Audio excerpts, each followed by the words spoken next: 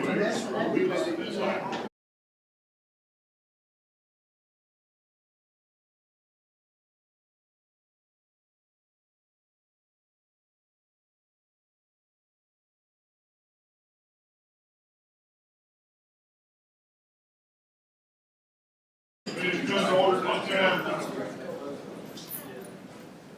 like to welcome everybody to the November 12th work session. This time I'd ask Commissioner and Vice Chairman Brooks Matthews if he would lead us in the Pledge of Allegiance and invocation. I pledge allegiance to the flag of the United States of America and to the republic for which it stands, one nation, under God, indivisible, with liberty and justice for all. Let's pray. Father, we do thank you for this day. We thank you for this opportunity we have to be here to attend to the business county today. Just thank you for all those in attendance. We pray that you'll be with us during this meeting, that your hand would be upon it. We do the things that are needed for our county and our citizens. In Jesus' name we pray. Amen. To item number 3, a presentation regarding the Charters of Freedom. Mr. Ron Lewis. Good morning, everyone. Mr. Chairman, Commissioners, County Manager, Deputy County Manager. I'm David Streeter. I'm the opening act for Mr. Lewis. So it's like going to a concert, you know, the main part doesn't come up until later. Anyway, I would just like to tell you a little bit about who we are and what we do. We are a nonprofit, and we build charters of freedom across the country. And the charters of freedom consist of the Declaration of Independence, the Constitution, the Bill of Rights, and the Civil Rights Amendments. And together and collectively, those are the charters of freedom. And we build settings and not monuments. And the single piece of paper that I gave you explains that a little bit more in depth, that a monument is something that pays an honor to something that's where a person who is no longer with us. Well, the thing about it is our charters of freedom are alive and well, so therefore that word is not appropriate. So we came up with the word setting instead. So anyway, please take a moment to read that piece of paper at your leisure. Next slide, please. Oh, I've got that, don't I? Okay. Like I said, we are a 501c3 education nonprofit organization, and we are apolitical and we are a-religious. And what we like to do is build settings to where they are available to the public 24/7, so that anyone and everyone who would like to look at these and read the documents and study them have more than ample time to do so. And like I said, it's open 24/7, and so there's no restriction as to time as far as that is concerned. Now here's a short video we'd like to play, and I may need some help from someone to go down to the very bottom of that blank slide to where the arrow is and click that for me. Thank you. Meets the future. Those who are fortunate enough and have the time can see their charters of freedom in Washington, D.C. However, most will never see these original documents. Vance and Mary Jo Patterson took that experience and in January 2013 set up Foundation Forward, an educational nonprofit. From the beginning, this has been an educational project. Our founding fathers believed that in order to have a free and independent country, you must understand how government works, that you cannot control what you do not understand.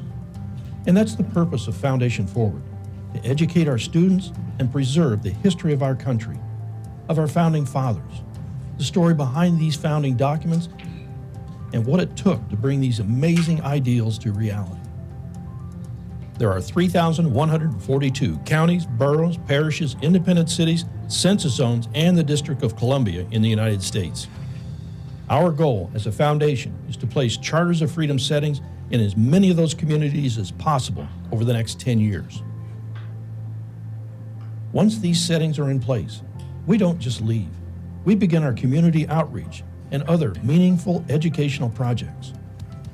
Imagine, if you will, teachers bringing their 3rd, 4th, and 5th grade students on annual field trips to their Charters of Freedom settings, where they'll spend time learning about the founding documents, about the founding fathers. They'll learn how government is meant to operate, and about their state and local government and local heroes. In addition, we've begun producing a Broadway quality production of 1776 the musical, taking it into communities, offering it as a gift to the students. Last year, we invited the entire school system in Charlotte, North Carolina, free of charge from Foundation Forward, and we had over 1,100 tickets disappear overnight. It was an incredible performance, but what really struck home was towards the end of the play, when the representative from Georgia was on stage. He walked over and slid Georgia's name over to vote for the Declaration of Independence. The kids just went crazy. And it was at that moment I knew that these kids had actually taken ownership of their American history, perhaps for the first time in their lives. And it was an incredible feeling, an amazing experience for all involved. Our hope is they took that experience back to their classrooms for in-depth discussions, and that they took it home and told their families about it, to make their families want to go down to their Charters of Freedom settings, creating a life experience, sharing that feeling, and their new appreciation for American history. It's through these efforts, by placing these documents in permanent proper settings, in local communities across our country, combined with the meaningful civic education programs, the site visits, and the Broadway quality production of 1776, that we believe we are helping to preserve the history of our country, the democratic form of our republic, so that future generations will have and understand the rights and liberties our founding fathers intended.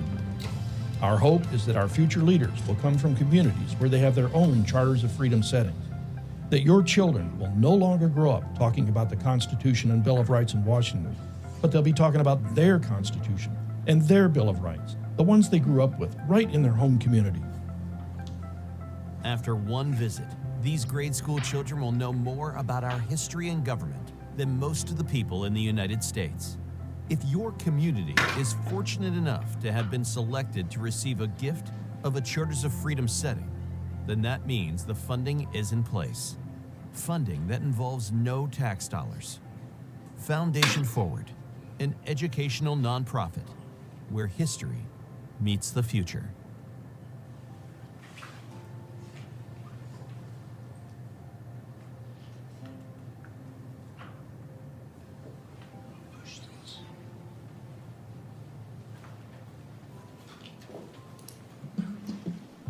Mr. Chairman, Foundation Forward. Yes, sir.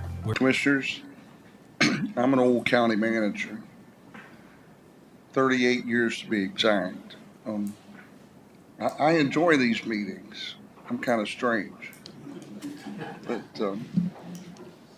we're so honored to be here this morning with you. We kind of got the cart before the horse. I'm normally the first one into the community to introduce the Charters of Freedom. But in your beautiful county, our construction crews already beat me here. You have, with their help, selected a site that is fabulous, and we're ready to construct. I have the contract documents with me today. If we can execute them, our crews will be on site, if not this week, next week, to build the Charters of Freedom in your beautiful county.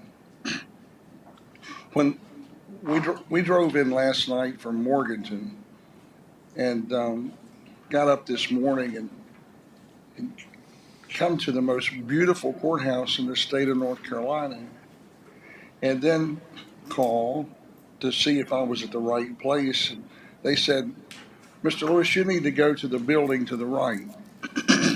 And we did, and we found you. But let me compliment you on your beautiful buildings. I asked receptionist at the county manager's office if you had a gold mine.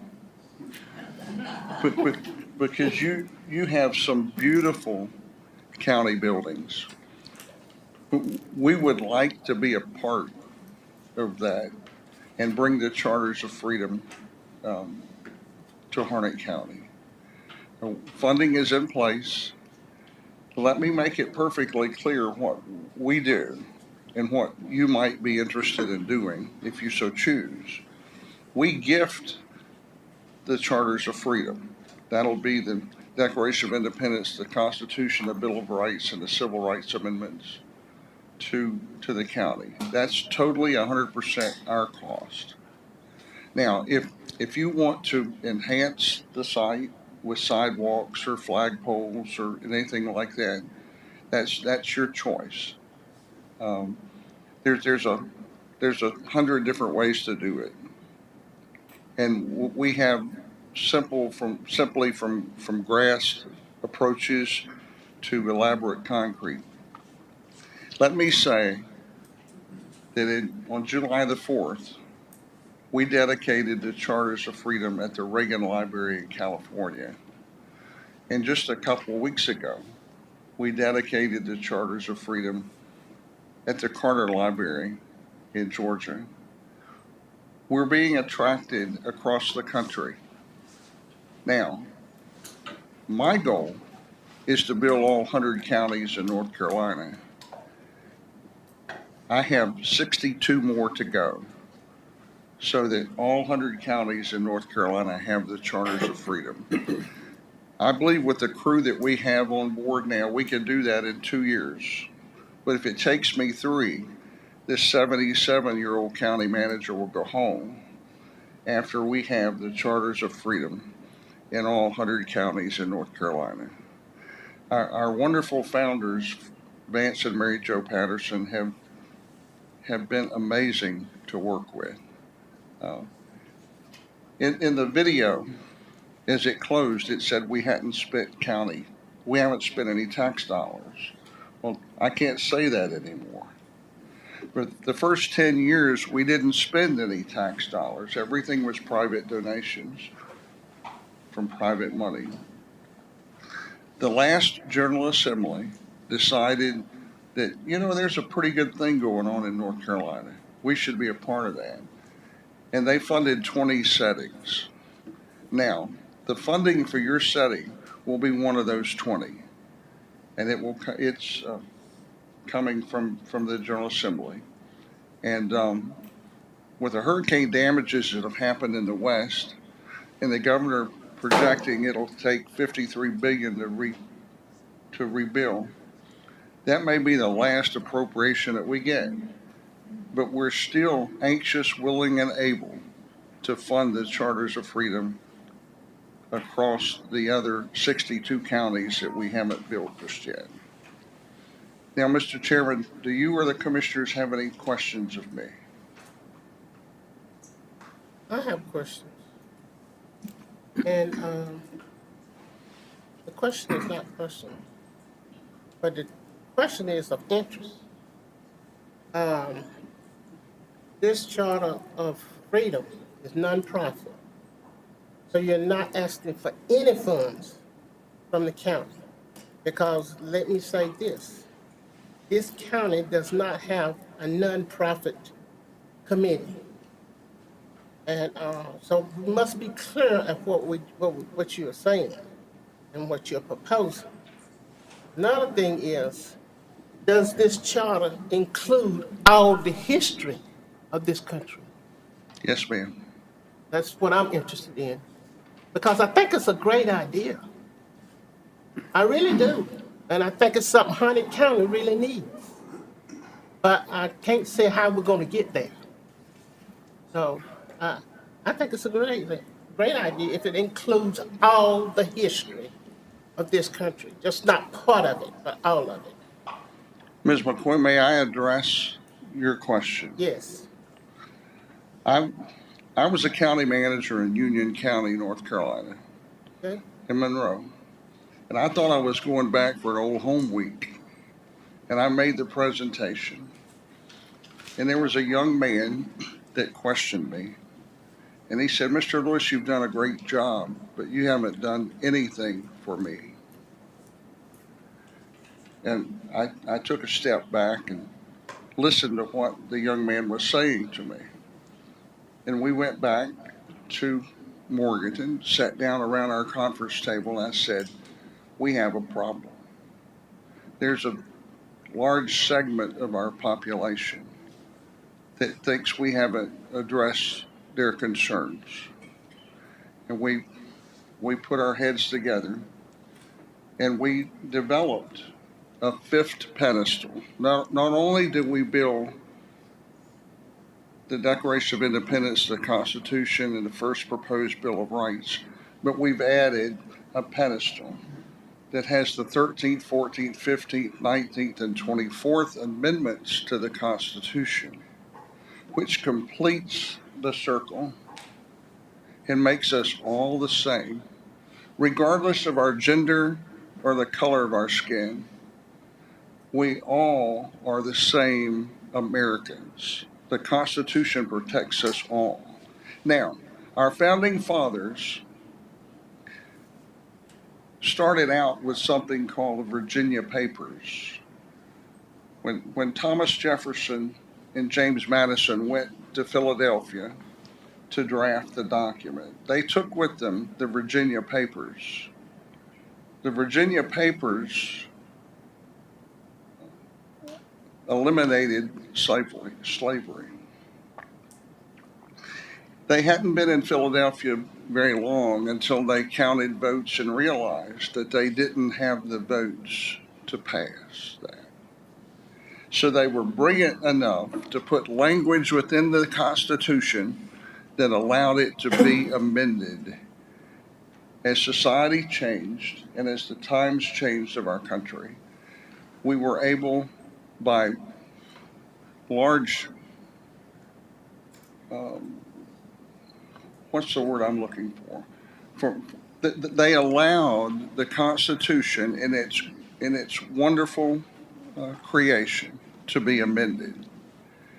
So we're proud to display the 13th, 14th, 15th, 19th, and 23rd Amendments as part of our original documents. Now, the counties that we have built early that didn't have the Civil Rights Amendments, David Streeter and I have an opportunity to go back to those counties and gift to them a framed print of the Civil Rights Amendments that are to be hung in a prominent location within the county. We can't afford to go back to each of the original settings and build, but your pedestal will have the Civil Rights Amendments. And Well, I'm Commissioner I'm proud that you said that. Without that amendment, I would not be sitting on this board. I understand. So I'm not That's gonna why bring- we added. And I think it's a great thing for Harnett County, because it's time for a change in this county and the way that people think in this county. The county is built up by multiple classes of people. So that is why I'm asking my question, to be very clear of what you're asking us to do. And I don't know what commissioners will agree to or whatever. But if it's described, if it's done the way that you describe it, I think it could be beneficial for the county and beneficial for all the citizens of this county. Because everybody here makes up the county. It's not one sector. I Thank you. assure you, Commissioner McCoy, that the Charters of Freedom will include the Civil Rights Amendments. Thank you. I appreciate that, and I appreciate you. Any questions, Mr. Chairman? Any other questions? All right, thank you, sir. Well, I have brought with me what the School of Government at Chapel Hill would call a memorandum of understanding. Our founder, being a businessman, calls it a letter of intent, according to business practices. if I can get that signed today, our crew will be here ASAP to start. Okay, what's the pleasure of the board? Chairman, if I could, the board had already previously voted at a meeting to approve moving forward with this. And so we asked them to bring the letter of intent so that we could move forward.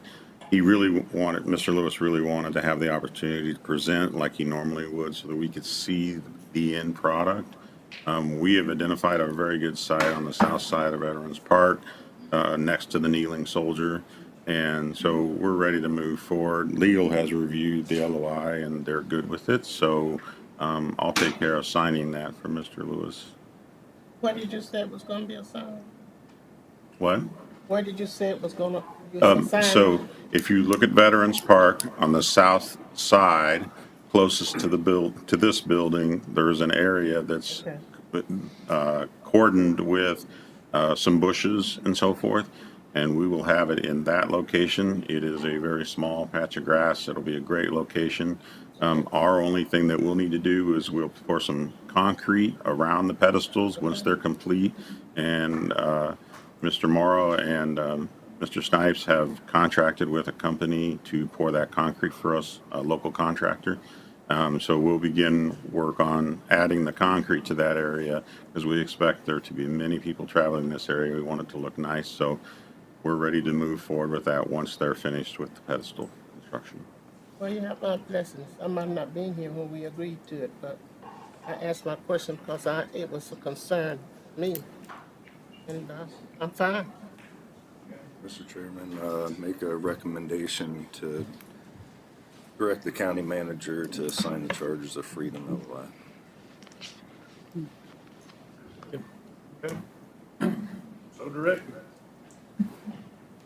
Righty. Thank you, Mr. Chairman. Sir, thank you. We look forward to having a dedication, and we'll have a fun day that day. Okay. And I want to sit beside Ms. McCoy when we have the dedication. Will you permit me to do that? Thank you very much. Thank you. Okay, item number 4, presentation from Behavioral Health Urgent Care with Alliance Health Good Hope Daymark presentation. Come forward, please. Good morning, Mr. Chairman, Commissioners, Mr. Manager. My name's Sean Schreiber. I'm the Chief Operating Officer at Alliance Health. Let me say our CEO, Rob Robinson, wanted to be here today, but he is up in Washington at a National Medicaid Directors Conference, learning what the future of Medicaid may look like. Obviously, there could be some changes on the horizon. Thank you for having us here today. The reason we're here today is to talk about a proposed service expansion. And before doing that, just because it's been a while since Alliance has presented to this full group, we want to provide a brief overview and talk about a partnership that we've been endeavoring on with Daymark, and Billy West, the Chief Operating Officer at Daymark, will provide a little information about his entity and some more details on the proposal. And also just want to thank our partners at Good Hope Hospital. It's been really great to work with over these last few months, helping Alliance to get established and better understand community need. So if it's okay, I'm going to just take a couple minutes and run through a brief overview, and then we'll get into the meat of what we're going to be discussing today. So you can see the agenda. We'll try to keep this short for you. We'll do a quick overview, some of the need we found in the county. We'll talk about our proposal, which will include opening a behavioral health urgent care, and I'll spend a little time talking about that. Ultimately, a consolidation of services, and then, like I said, Billy will share some information on Daymark. So at a glance, just as you recall, Alliance is a managed care organization. We have basically 3 lines of business that we're responsible for. We're something called in the Medicaid space a tailored plan, which means we offer integrated behavioral, physical health, pharmacy services for individuals who have serious and persistent mental illness, intellectual developmental disabilities, and traumatic brain injuries. In that is included people with substance use disorders. We employ about 1,200, almost 1,300 staff, and then we cover roughly between the different populations about, almost 110 60, 70,000 people. So in our tailored plan, again, we cover the full gamut of healthcare services. There's something called Medicaid Direct in the state. Those are for the individuals who have Medicaid, but for some legislative reason, they've been carved out of managed care, so they're not in a commercial Medicaid plan. They're not in our integrated plan, but we manage their behavioral health services. And we've been doing that for almost 12 years now. And then we're also still responsible for the uninsured population. Thankfully, thanks to Medicaid expansion, that population is significantly shrunk, but there still are a fair number of individuals living in our state who are falling to a donut hole where they don't quite qualify for Medicaid, they don't have commercial insurance, or they may have something called a high deductible plan, which it's kind of cheap out of pocket each month to have insurance, but it's really not accessible to people to use because copays and deductibles are so high. Those individuals fall into our bucket. And Alliance has a current provider network of around 3,200 contracted providers. That doesn't mean individuals. That gives us access to literally thousands of healthcare providers and facilities. Just it's 3,200 distinct entities that we contract with. And we took over managing services, behavioral health services from the Sandhill Centers in Harnett back in February 2023. And really, we spent our time since that transition getting to know the key stakeholders in the community, getting to understand some of the needs. We've already begun to partner with the jails and things like the opioid task force. We're really, really pleased and happy when we came here that people were really willing to share information and seeing all the great things that were going on in the county regarding behavioral health, especially the county's response to the opioid epidemic. It's really quite impressive. The things that we've really come to see that on the front end, there's a couple of challenges, and these challenges are not unique to Harnett County. We see those in many of the counties we work for. The need for behavioral health services in general have expanded. The need for more outpatient services, for more specialized services, and for more crisis services. We're seeing those in multiple counties, and we see that there's an opportunity in Harnett as well. That still, it seems like too many people go to the emergency department for care, and there isn't necessarily a really well-coordinated continuum yet. There's good pieces of care. You have an inpatient unit. You have outpatient services provided by Daymark. You have a strong emergency department. But what we don't have is something that kind of gives people as a strong alternative. And so we want to spend a little time talking about an alternative to emergency department, but also creating more of a one-stop shop, consolidated place where individuals can get behavioral health care from very low intensity need to high intensity need, including some help with their physical health.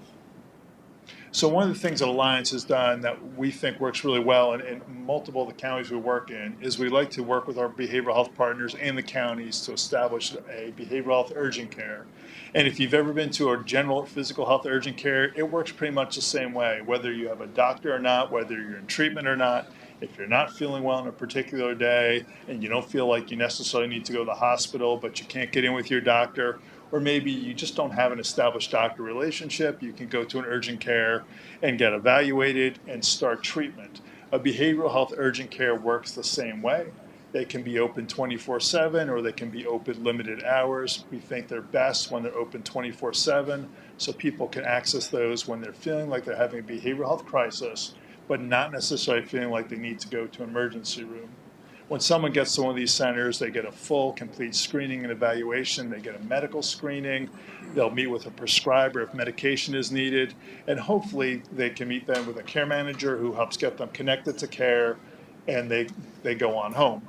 If need be, they can be referred to higher levels of care. But the key is someone comes into these settings, they get assessed, and they get their needs met all in one place. And one of the things we're also proposing is to create more of a comprehensive center. So we would like to have this urgent care where people can walk in, get crisis services. In addition to an assessment, we actually work with some that include Daymark that have observation chairs. So you might walk in, experience a crisis. It's hard to tell at the moment if the person needs to go to the hospital or not. They can actually be in the facility for up to 23 hours, meet with counselors, hopefully get whatever crisis was going on, stabilize, and refer back into community treatment. But if not, they can go on to a higher level of care. The typical level of care that people go back to are what's called outpatient services. And this is, again, evaluations, individual treatment, medication. And for people with substance use disorder, there are certain perform to those that respond really well to medication-assisted treatment, and all those things typically happen in an outpatient setting. Our proposal is to create an urgent care, consolidate that with one provider, Kmart, that can do these outpatient services. So you have a continuum. Someone walks in the door in a crisis, they don't need to go to the hospital, they can be walked down the hall to a counselor who's going to take over their care, to a psychiatrist or a prescriber who's going to take over their care, and then continue with what they need. Also within the setting, there'll be case management and social work, so people can get referred to other needs outside of just behavioral health and physical health. Currently in the community, we have inpatient services that are open through Good Hope. They're an important part of the treatment continuum. The one thing that we have learned is that these services tend to be a little underutilized, that there are, I believe, 32 beds in that facility, and roughly about 16 are typically operating, which provides us with some opportunity to look at other things we could do with some of the space that's available. And lastly, as we mentioned, one of the hallmarks of these behavioral urgent cares is that we want them to be a one-stop shop. So if someone goes in with a behavioral issue, but they have potentially signs of COVID, they can get a COVID test, or have hypertension, diabetes, conditions that oftentimes people with serious mental illness have that are not well treated. Sometimes those are the conditions that actually end up getting people to emergency department. We want treatment to be able to be started at this urgent care center for those issues or continue. And again, what's nice about this, you can go to urgent care even if you have a provider, but your provider can't see you, they can serve as a bridge as well. What we're proposing, and Billy's going to provide some more detail, is to begin to consolidate all of these kind of behavioral health services on one campus, on the Good Hope campus. So Billy will talk a little bit of phased approach, but ultimately we'd like to see a mix of treatment beds, behavioral urgent care, outpatient services, medical services, all located on one campus, and we're proposing to do that over a phased approach over the next probably year and a half, roughly. Beginning some of this work right away, we would like to move forward with the behavioral urgent care using half of the space of Good Hope Hospital that is really not being used for inpatient care. And again, Billy will talk a little bit more about the longer-term plan. To do a behavioral urgent care, what it takes is about $2 million to operate these annually. And the reason why is this is going to be staffed 24/7. It needs to be open whether people are showing up or not. So they're a little bit on the expensive side. And 2/3 of that cost are tied to healthcare personnel. So when we looked at other similar behavioral urgent cares that Alliance operates, we're able to provide about $410 million in Medicaid funding. So people walk in the door. We have different codes that the behavioral urgent care can bill that help to offset the cost. And we're estimating that $2 million budget, about $410,000 would be offset by Medicaid revenue that Alliance would pay. The other thing is that because this would be open to other citizens within the county, we would certainly hope that the standard commercial Medicaid plans would contract with this facility, so people who are in this kind of standard Medicaid but need urgent care would be able to have access. The biggest portion of individuals who have accessed these centers in the past, which is not surprising, is the uninsured, because these are folks historically who just haven't had a routine source of care because they've had no way to pay for it. We're also seeing this in that underinsured population where people have insurance, but the co-pays and deductibles are too high for it to be of much use. We are estimating that Alliance, using the funds that we have available to us, could offset that uninsured cost up to the tune of almost $1.4 million. And again, one of the reasons we're able to do that, historically, we've not had new state funds come to us, but because it's Medicaid expansion, we're able to cover more people with Medicaid, leaving some of the state dollars that used to be 100% tied, usually overexpended to projects such as this. However, as you can see, it does leave a gap of about $200,000 to fully operate this and make it available to citizens of the county.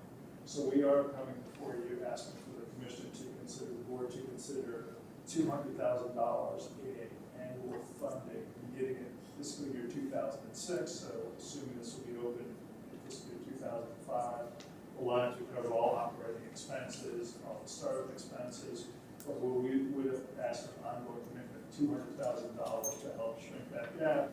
In the meantime, we'll be working really hard to increase Medicaid revenue as Medicaid expansion comes with more people coming in. One of the things that we do in these facilities, we typically provide some funding to the operators to hire workers whose job is to help people get old and Medicaid, who might not just work walking into the DSS office. So this is kind of our proposal. Before I turn it over to Billy, I take some questions, or we can take questions once he's done, whichever is your preference. Keep going. Thank you very much.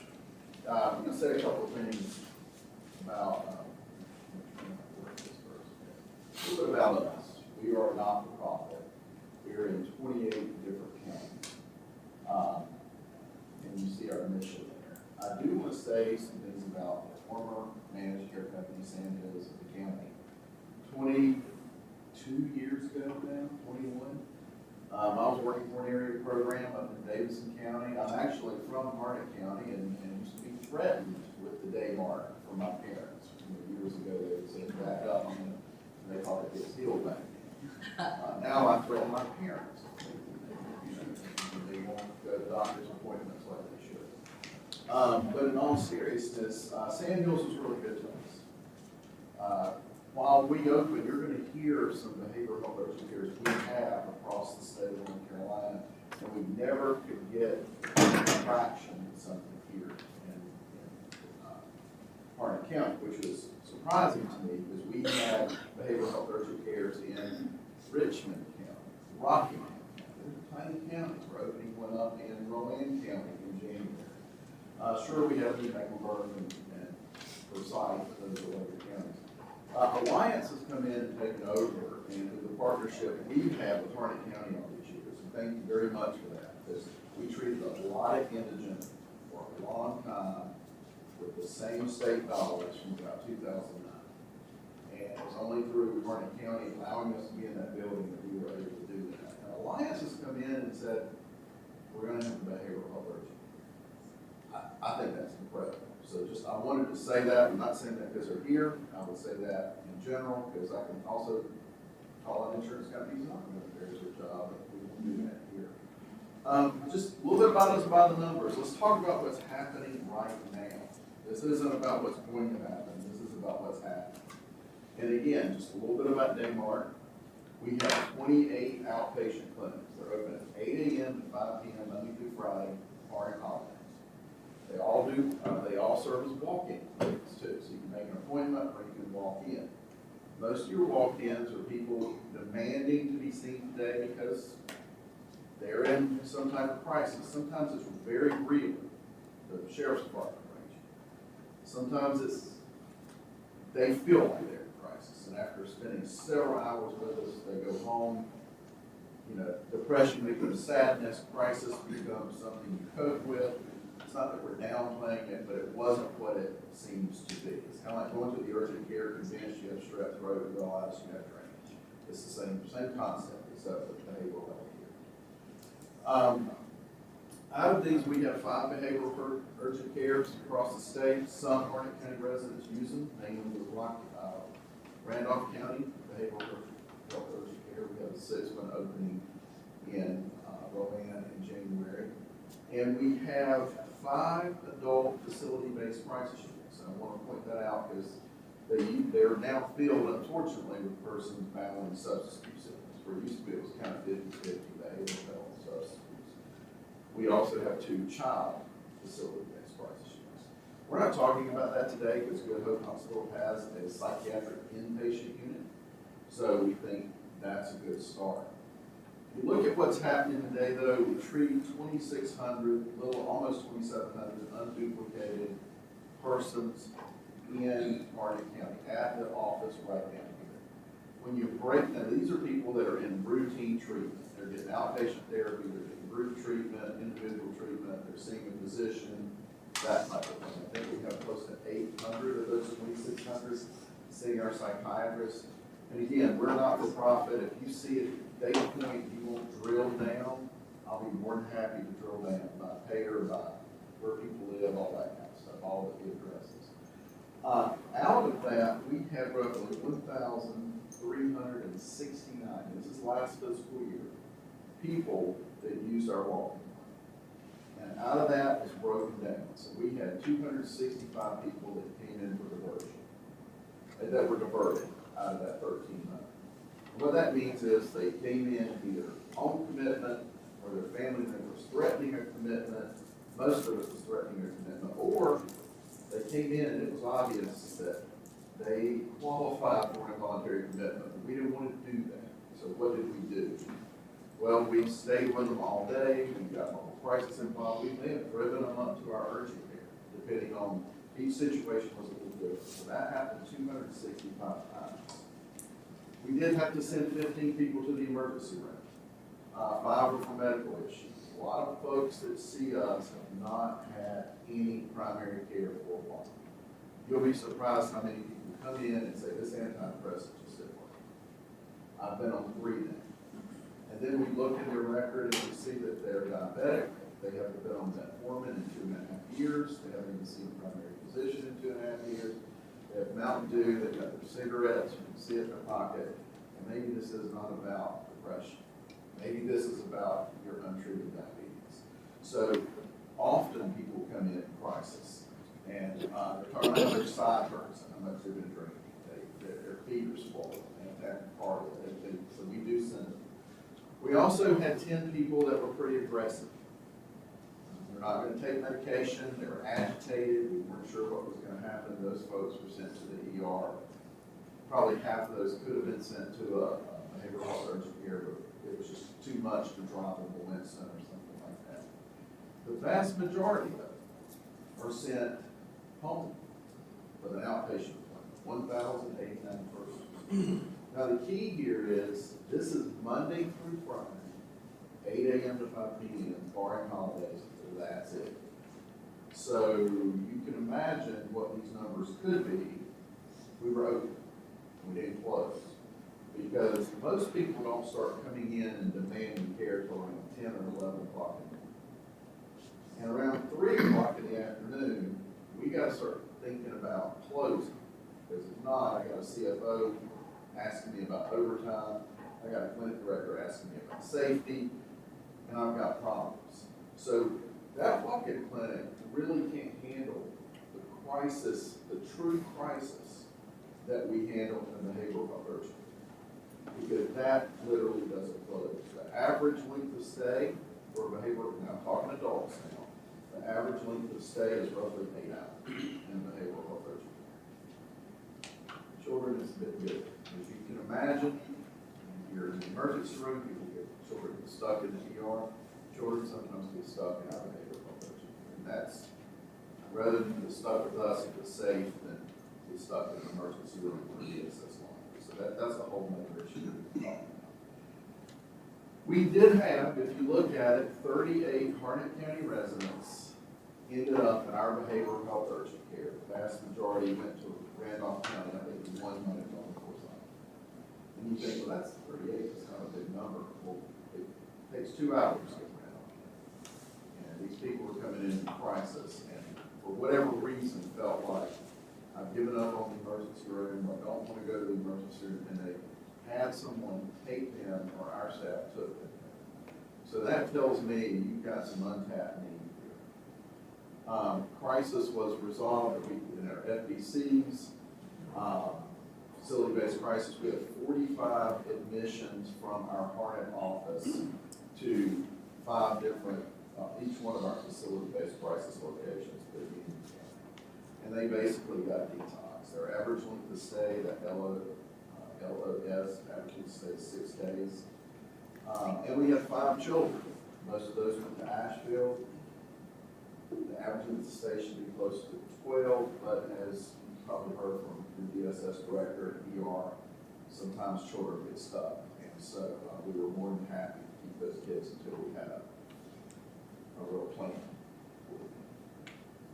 Another thing that's happening today in Harnett County, we're spending about $1.6 million, $1.5 million here. All that money stays here in the county. We employ 39 persons from Harnett County. And I needed to break this down. I asked HR to do it. It's not, I haven't quite broken it down, but these 39 are roughly 17 people that work down here. And then the rest of those persons are people that probably, that live here and work for us in Lee County. So it's kind of a mix and match there. We anticipate when we open this behavioral health urgent care, there'll be 30 jobs. There's probably 35 in the budget. We'll have anywhere from 28 to 30 before we get into time. And those will be people here in the county. Granted, I can't guarantee they'll all live in the county, most will, but they're not telehealth jobs, things like that, or they're somewhere else. I mean, we use a lot of telehealth, but in this case, these have to get hands-on. They have to be physically. What is our plan? These facilities are not, you just can't open up, find a house, rent it, and run a behavioral health urgent. If you're going to take voluntary commitments, you better have a door that locks. If you're going to treat anyone of any significance, we better have a space where you keep medications and all that comes with that. So we wanted to look at what is the existing infrastructure, and that is Good Hope Hospital. We've had a good relationship with Good Hope Hospital for a long time, and we've been talking to them. They have some extra space. We thought, well, why not make that happen? We want to improve access to care. So you just saw roughly 1,300 people came in when you're open 8 to 5 Monday through Friday.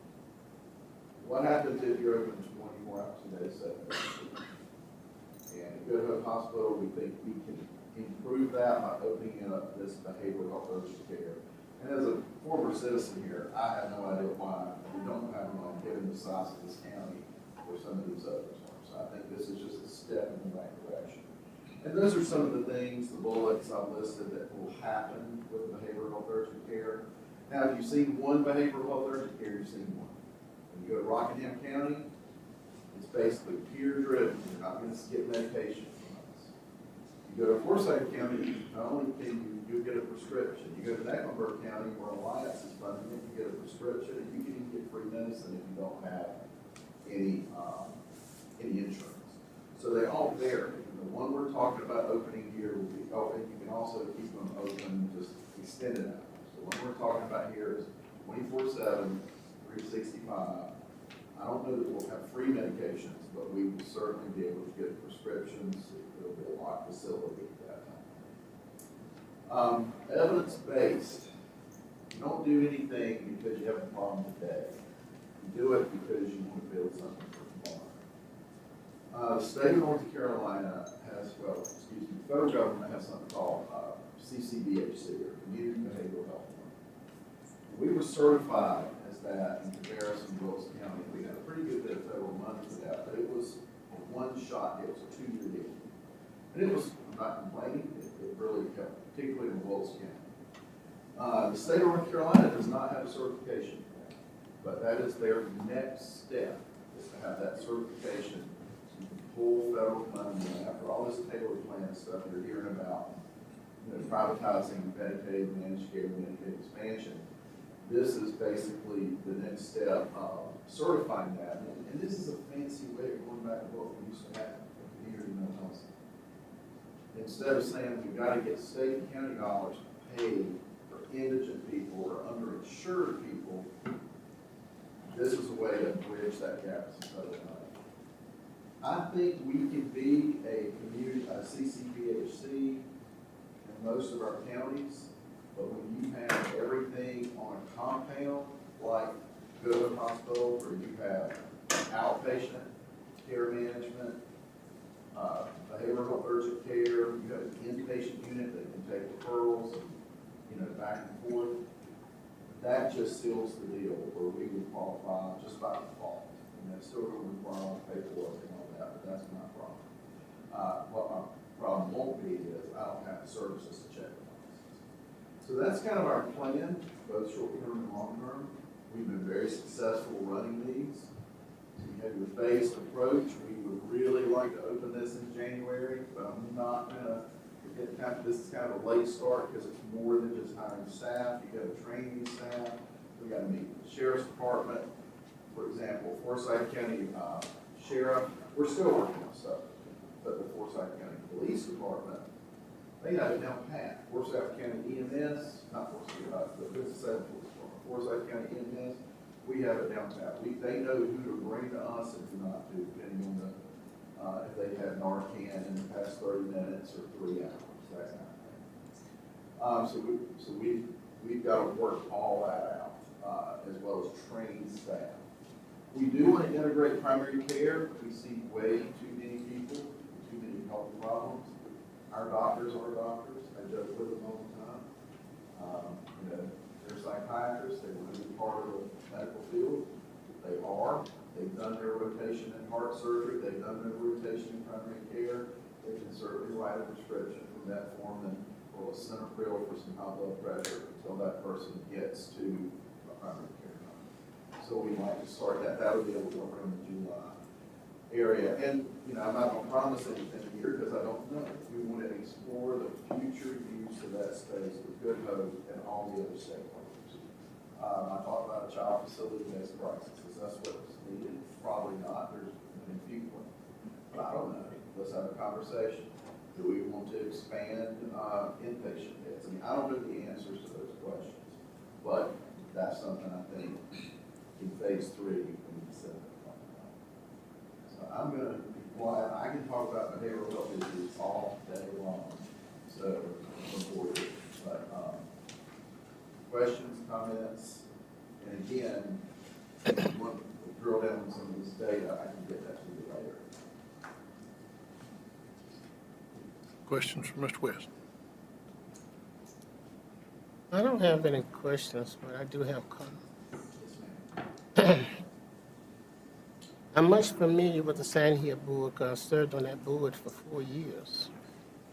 And I'm certainly most familiar with DAMOC because they was a part of that. And I'm much aware of the need for some behavioral health care here in this county. In fact, I was there when we started doing the Good Hope, moving good and go. But my question is, do you all still have kiosks here in Harnett County? Because with Victoria, she and I installed some kiosks in the service department.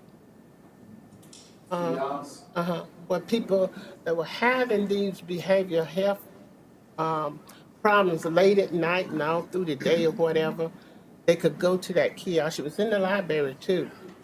Oh, yes. Okay. Yeah, I was one that was right there when we installed it, Victoria. So they don't have that no more? I do not think so. And even if we do, I don't think it's as robust as it was. So I think I know what you're talking about. So in every county, Sand Hills did a really good job. They did. In Harnett County, they had a kiosk thing, and in like Anson County, they had something where we would go over to this. In every one of their counties, there was a nuance that the county drove. And they used their fund balance for that. And as we were birthed that first year, plenty of money to do all this stuff.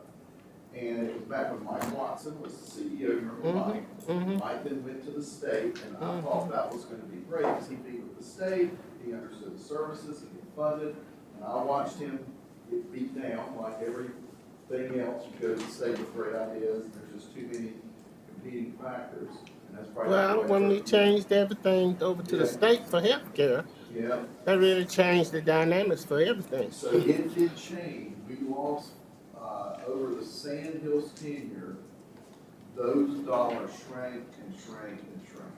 And those programs slowly went away. And then the workforce issue happened. So then it became, well, it doesn't matter if I got $1 million, I've got to have a staff member to pay. So that became, the critical need became the walk-in clinic. And those kiosks and programs like that became secondary. It's probably short-sighted. I'll be honest. I mean, I'd much rather treat somebody at a kiosk that has a small problem than somebody with a big problem in my life. It's too late. Well, I experienced from one of our citizens came to me. She was saying how helpful the kiosk was, simply because they could talk to the person on the kiosk and they would get mental relief from that conversation when it was needed. And that was like in the middle of the night or whatever. And, you know, nothing is open to service these people. Let me say one more thing. There is a big need for something of this caliber here in Harnett County, because believe it or not, there's a lot of healthcare behavior problems here in this county. So I don't know how we get to where you want, what are you wanting from us? I'm not saying, I know there is a need for it, you know, because even with COVID, when COVID hit, it just created a whole lot of mental health issues with people.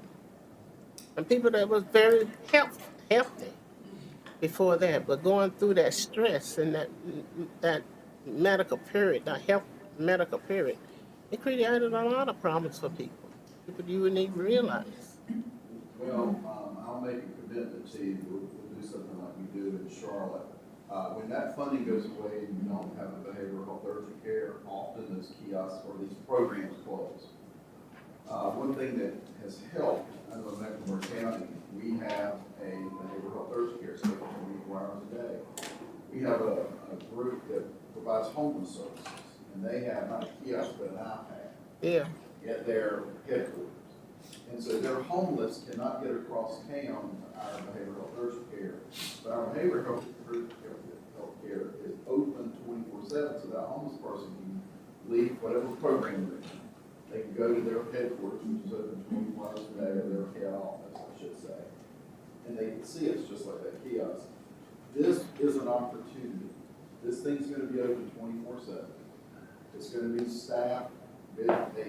I'm a clinical social worker, I'm a therapist, it'll be somebody like me there all the time.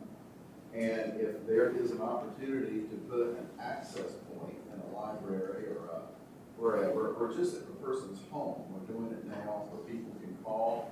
We can see if you got a cell phone and an internet connection, we send you a link. Click the link, you don't have to sign up.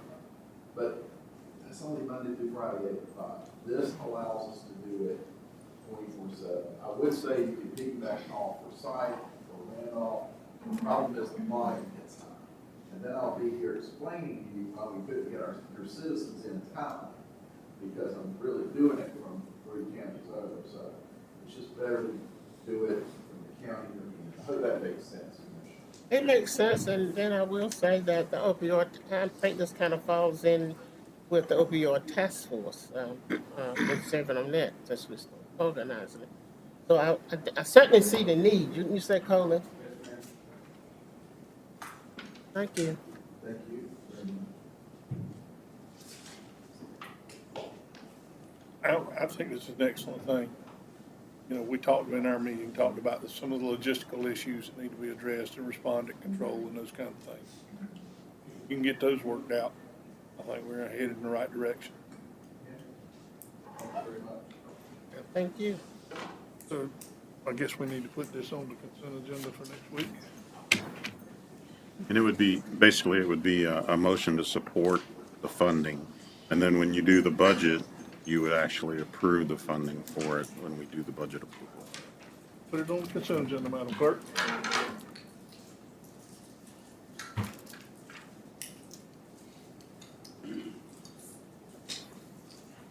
Ben, you need me to wait a minute, or? Okay. All right, discuss a request for approval of North Carolina Department of Health and Human Services funding for enhancing seasonal influenza vaccine efforts.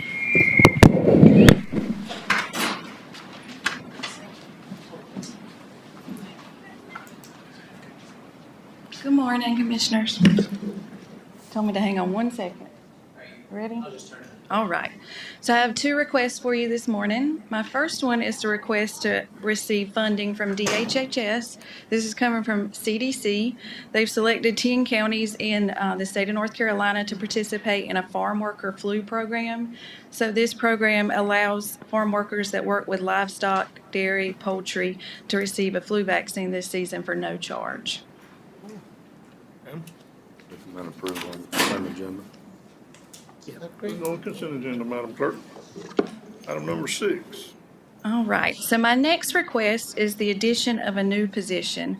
So the health department is in need of an additional on-site wastewater registered environmental health specialist. We've had increasing demand for on-site services, increasing by 10% every year for the past 10 years. And currently we operate with only 3 staff members in on-site. We've done a state workforce study that indicated that we needed 10 staff members, so we are requesting 1 additional. Our time frame for addressing our permits has increased, so we're at 10 to 14 business days. So our goal is we want to respond to our citizens within 5 to 7 business days. So to do that, we need additional staff.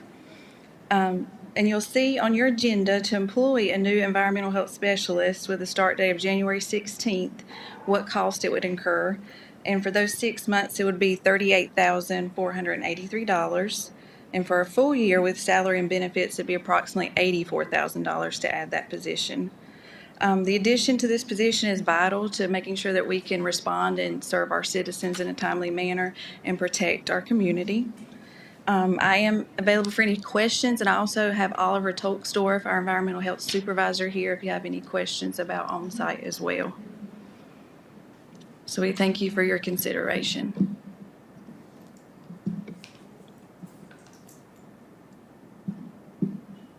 Say what? Don't get reimbursement. There are some, no, not from the state, but we do have permits that we charge for this action, so there is some money that comes back as they do this work. So The biggest thing is that as we have seen the growth in the new homes that are being done, this 14-day time period is a hindrance to the development. And this is something that was actually requested in the last budget, but as we prioritize different positions, it was one that we put on hold, but this has just only gotten worse. We feel that this is the right time. We're going to have to go ahead and move forward. It would be my recommendation to move forward and get this position hired so that we can meet the demands of the development world as we grow. I recommend it. It's my recommendation too, because I look around every day. I see all these new rooftops coming up. And I know it's difficult for them with just the people that they have serving in that capacity.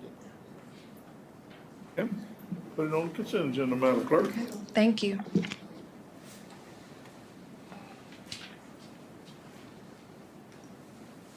Ms. Johnson, could I ask one quick question?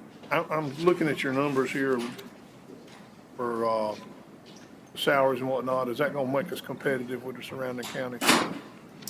So that is the minimum salary range. It would depend on who we bring in, if they're already a registered environmental health specialist and experience, or if it's someone that we'd have to get registered, but it should be. Okay, all right, thank you. Okay, thank you. All right, item number 7, presentation of Capital Area Metropolitan Planning Organization, or CAMPO, for North Harnett Transportation Study. Long words. That's a mouthful. So it's my pleasure to be in front of the board to talk about the transit study and have Ms. Gabby Lawler, which is the Senior Transportation Planner for CAMPO, to do the presentation. We're at the end of the first year of a 2-year study, and there was a lot of eye-opening things in the first year, especially from our perspectives as a transit agency. And Abby will talk a little, or Gabby will talk a little more about it. But essentially, the study is showing some things about Harnett County that I never knew. So, if you would, click it right there. Thank you, Barry, for the introduction, and thank you all for having me here this morning. I appreciate your time to come before you and to provide an update on this study that very excited to give you all a little bit more detail about. Hopefully you all have heard about it, but if not, we will get you up to speed. So, and I will try to keep this as brief and to the point as I can, because I know you all have a long agenda, but here we've laid out the items that I'm going to go over. So I'll provide a quick overview of the study area, the purpose, the timeline, and then just an overview of some of the work that's been completed through the study. So the transit demand analysis, the stakeholder engagement, public engagement from the first phase, and then an overview of the findings from the first phase.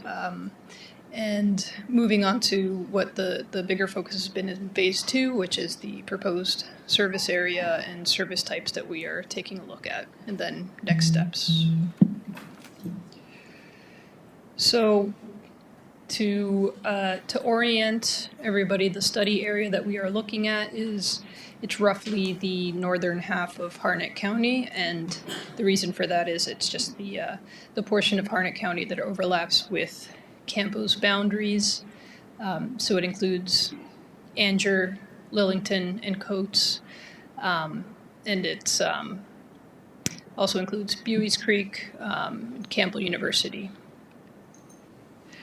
So as Barry mentioned earlier, it's a 2-phase study. The first phase, we sought to take a look at the travel patterns in the area, looking at future growth, to get a sense for what the travel market looks like currently and what it might look like in the future going forward.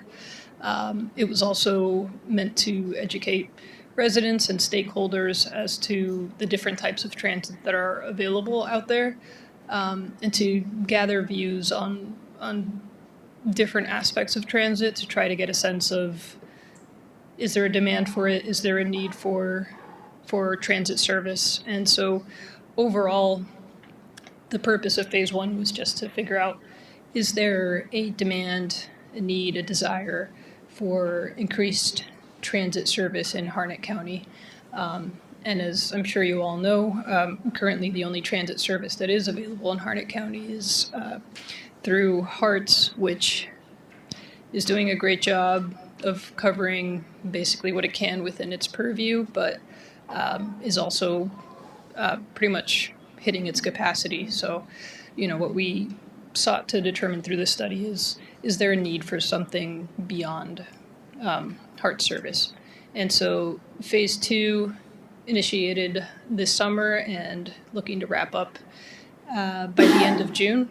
And basically what we're looking to accomplish through phase 2 is, from everything that we learned in the first phase, what type of transit service would be appropriate and what areas. Because what I should have mentioned is that in phase 1, what we did hear, both from the public and from the stakeholders that we engaged with, is that there is an interest and a need for increased transit service so that residents are able to move about Harnett County. And so this here lays out our timeline, and basically I'll just highlight that right now we are in that highlighted rectangle right there. So over the course of the next few months, we will be engaging stakeholders and the public again in the new year to get feedback basically on the proposed service area and service options, and to have more in-depth conversations with public officials as to what is feasible, what there is an appetite for, basically. And so over the series of these maps, this is just providing an overview of what the findings were from the transit demand analysis that was completed in the first phase of the study. So on the top left map there, you can see current HARTS ridership. So those little circles that are, popping up on the map are just showing where there is existing ridership on HARTS service. So it just starts to give you a sense of where folks are. Those are origins and destinations of where they're going to, where they're coming from. The next map shows you population density. So obviously you have the higher concentrations of population in Lillington, Coates, and Anger, and then as you get out into the rural areas, it's less dense. And then the top right map shows the trips that are being made in the county. So the areas that are showing up darker are where you have, it's showing where trips are being made within those census block groups, basically. And then the transit propensity map on the bottom left. So what that is, it's a combination of different demographics that are essentially more likely to take transit. So looking at lower income households or households that have one car or fewer, things of that nature, and it's aggregated to look at where there is a higher concentration of folks that are more likely to use transit. And then we also factored in future land use, and that last map there is again showing trips that are being made, and those bands that are popping up basically show you where those trips are being made. So basically all of this was taking a look at where are folks going, where are they coming from, to help inform the recommendations that are coming out of this current phase. So taking a look at stakeholder engagement, we have been engaging with a core technical team that has been that we've been leaning on throughout the study to help inform the study. So this is essentially, local staff from Harnett and Wake County, from Harts. Harts has been our close partner throughout in the study, and as well as local staff from Anger, Lillington, Coates, to provide that local knowledge and that expertise that they have. We have also been engaging with public officials. All of this is not going to be feasible if there is not buy-in from public officials and if that support is not there. So it's very important to essentially engage public officials and ensure that they understand the purpose of the study. We've also engaged with focus groups. We had 3 different ones covering schools, institutions, parks and rec. The second one was civic organizations, and the third one was real estate developers, realtors, and landowners. And then the last group that we engaged with was Harts bus operators to provide feedback of where they are seeing the highest demand for service and just feedback on current service. So the overall takeaway is that from the feedback, we gathered a lot of information about challenges and opportunities around transit in the area. So overall, there was positive support for transit, for increased transit service, strong support from the public officials that we've been engaging with, and not surprisingly, the biggest concern was regarding cost, which is understandable. So for the public engagement in the first phase, there were a little over 300 survey respondents. There was a public survey that was put out, and in order to promote that, we partnered with local staff to push that out through their social media and their websites. We also had a series of pop-up events throughout the county. We were at Cape Beer Fest, so a handful of events like that where we were able to meet residents where they're at and just chat with folks and to get their input. We also have a website that collects all the information and provides updates on where the study is at, and as we develop recommendations at northharnetttransitstudy.com.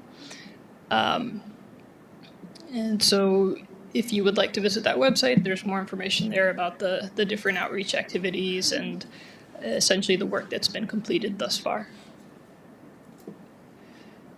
So taking a look at the public engagement results from the first phase, one of the expectations going into this, stakeholders and the project team itself expected that there was going to be a strong desire for service to travel outside of the county, but what we actually found was that it was a pretty even 50-50 split on the desire to have local service to travel within Harnett County itself, and for those that were looking to go outside of the region.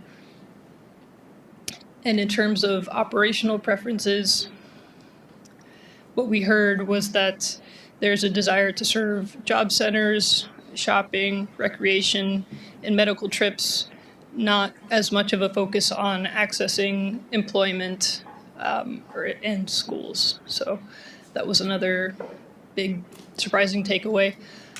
There was also a strong demand to have weekend service, with Heart's service currently that is limited to Monday through Friday from 8 a.m. to 5 p.m. So there was a desire to be able to have access to transit service outside of those hours. So looking into the evening hours on weekdays as well as weekend. And one of the questions on the survey was trying to gauge whether Harnett County residents believe that it's important to provide transit service options for seniors, disabled persons, those who maybe are not able to drive or do not have access to a car. And overwhelmingly, 76% of the respondents responded that that is an important community benefit to invest in, even if they themselves are not planning on using the transit service, but they do believe that that is an option that should be available for those who are not able to drive. And then taking a look at service type, the majority of the respondents noted that service that operates along the same route at a certain scheduled time would be the preference. So a fixed route service that they are able to know when it's coming around. It has a fixed schedule. That was the highest preference. And then the second highest was door-to-door service that is reserved on demand. So looking at microtransit service that can be reserved either over the phone or through an application on your phone. And an overview of the service area and demand. So Heart's existing service is at capacity, and from what we have found so far, there is a demand for other types of transit service that provide more connectivity, is more flexible, and has increased service times.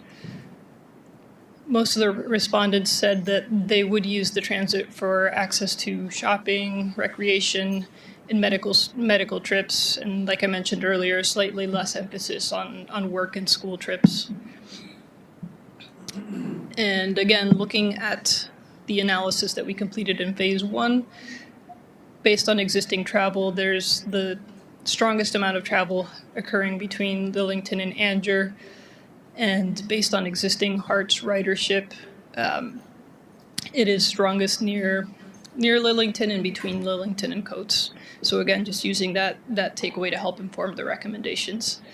56% of the survey respondents were very interested to somewhat interested in using transit themselves personally. And stakeholders that we have partnered with throughout the study have recognized that there is a need for updated infrastructure and increased land use density in order for transit to be useful. So essentially, if all development is very dispersed, then it makes it harder to support transit service. So just, I guess, keeping a consideration for that. And we did,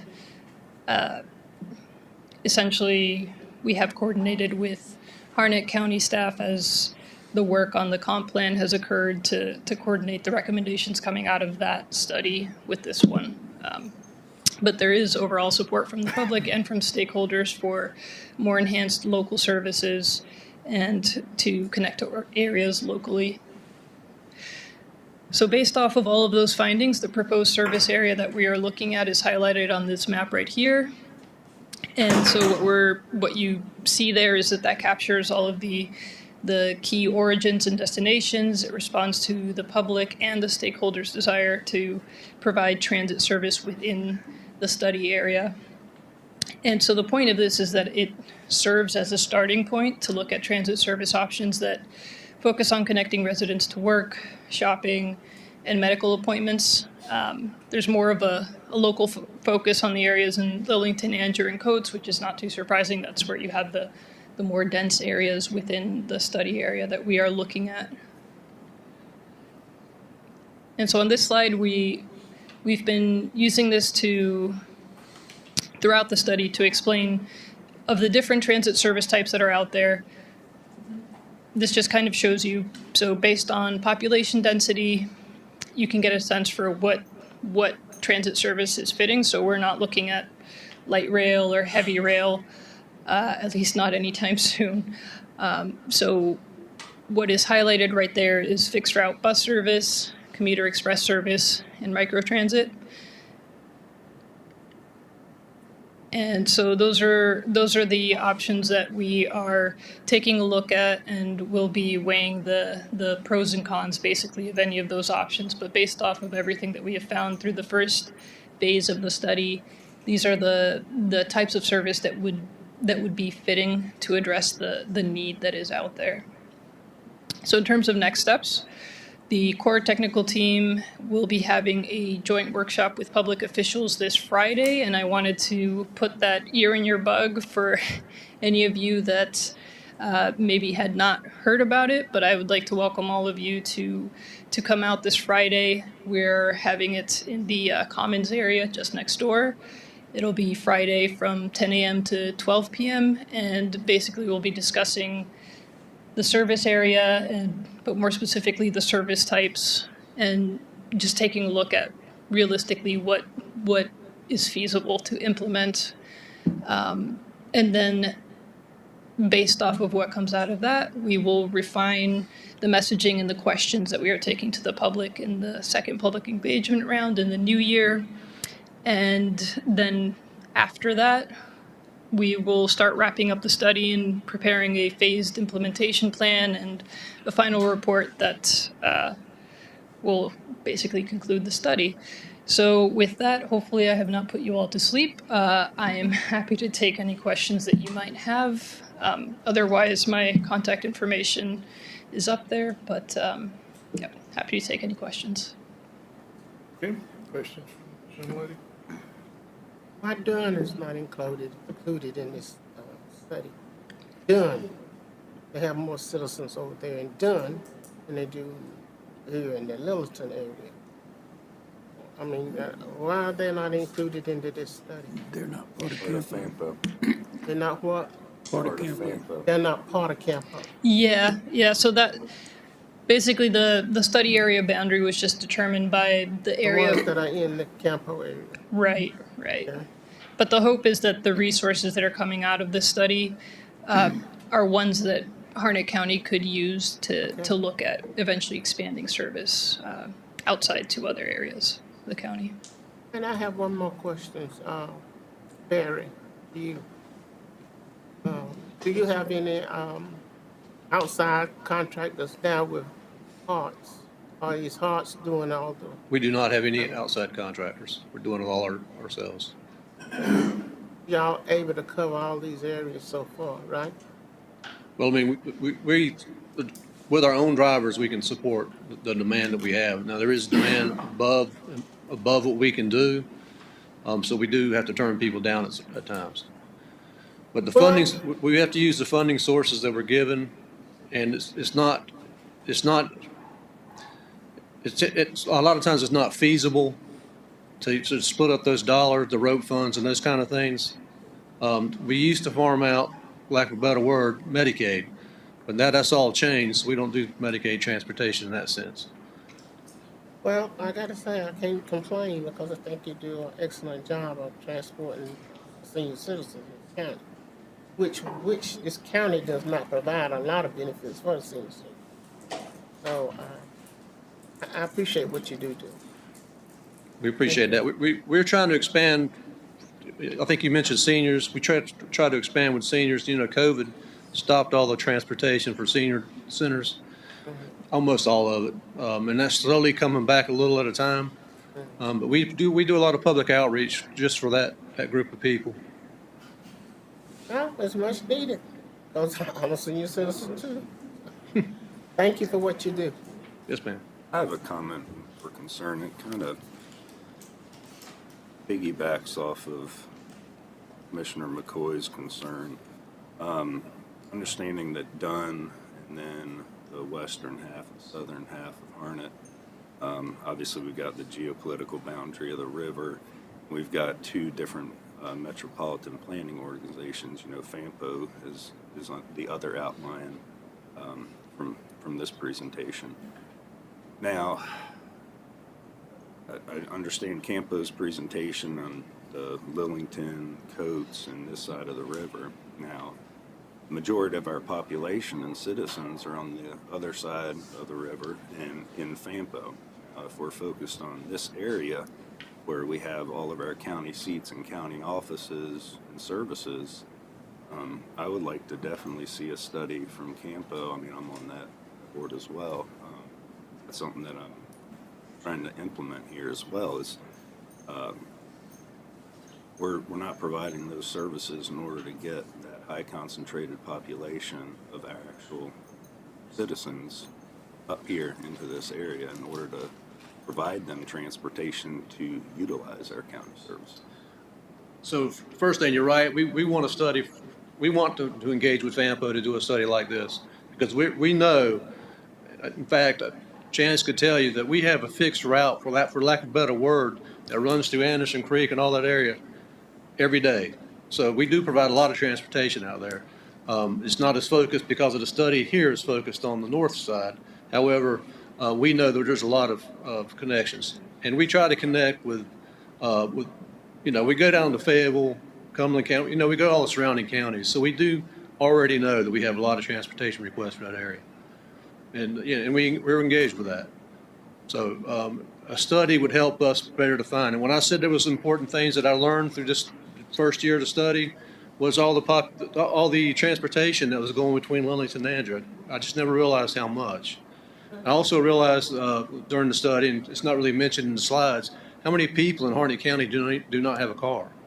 And it's about, within the study area, it's about 6%. If I remember that, it's about 6% do not have access to a car. So that was really eye-opening for us, and that's the kind of group we're hoping to get involved and get transportation with us. Let me ask this. Sorry. Oh, yes. I don't see any of the unincorporated areas in this study. So are you all studying something for the unincorporated area? Because about 80% of our county is unincorporated. It includes the unincorporated area that's in the Campo boundary. And they in the Campo boundary? Yes. They are? Part of them, yes. Part of them? Yeah. Can you tell me what part is in that Campo? If you go back So to you're this on that map. board, I'm not on that board. If you go back to this map, keep going back.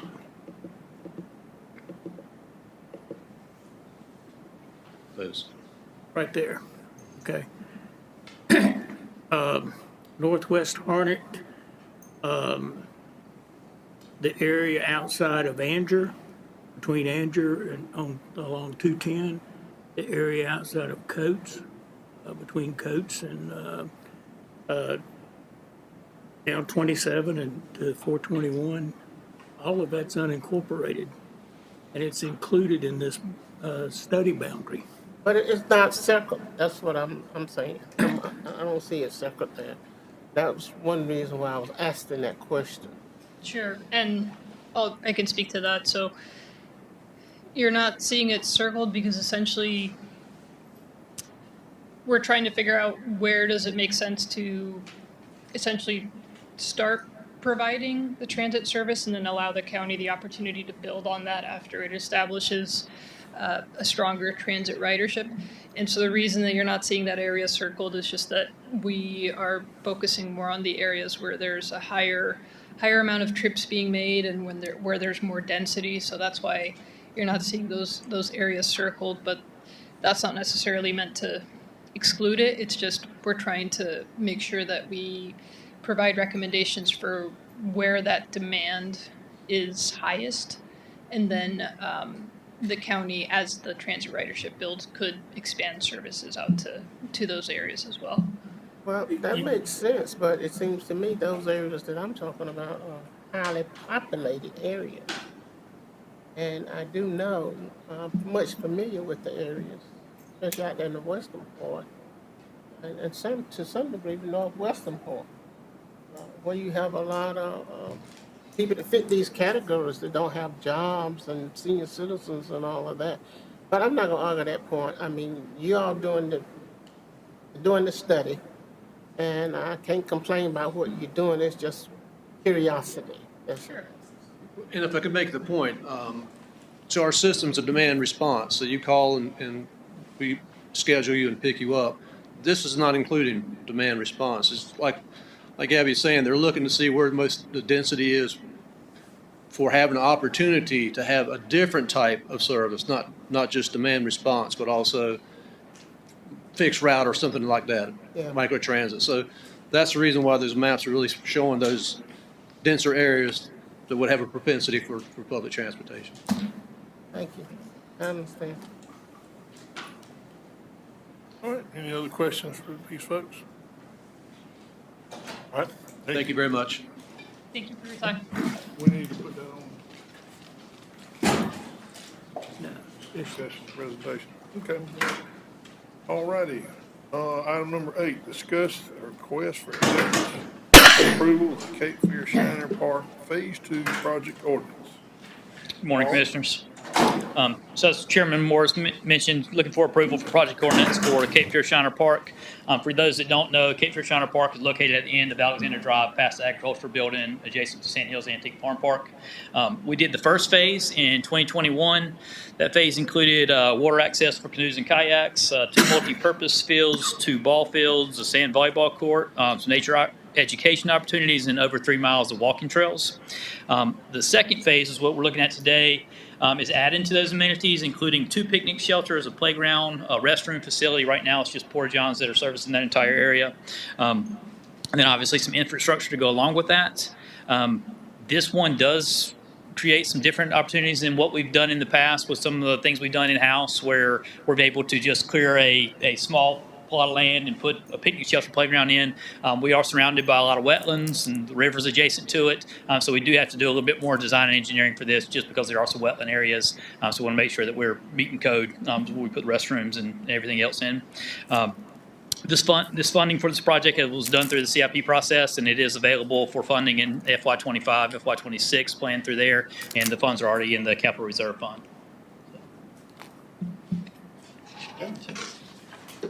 Any questions for staff? I've been asking you for a long time. I know. I approve of you. Yes. Okay. All right. Recommend approval. Okay. Put it on consent agenda, Madam Clerk. I'm gonna play it. Okay, discuss the Greenway feasibility study, Mr. Davis. All right. So obviously, Greenway's gotten real big over the last several years. We've learned a lot since we originally did the bicycle, pedestrian, and Greenway plan in 2021. Just how many steps it takes to put a Greenway on the ground. It's not just picking a site and saying, "Hey, let's pave a trail and we're good to go." There's a lot more to it. So the next step, obviously, in that plan is to do a feasibility study. And what that does is it, obviously, feasibility study will look at all the existing conditions, look for connection points like parks, schools, neighborhoods, any of the barriers to implement the trails, things like the impacts to property owners that we would go through their property. They'll do a parcel by parcel analysis to say, hey, you can go right here, you can't go in a different spot.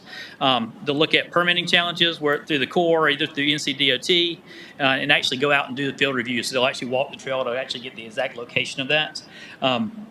So for this, we actually did a request for qualifications for the Greenway feasibility studies, and after our review, which Parks and Rec sat on that, Development Services helped out, as well as the Triangle Trails initiatives, we started negotiations with Alta Planning and Design, and obviously a lot of negotiations for the scope of services as well as the fund or the fee for that.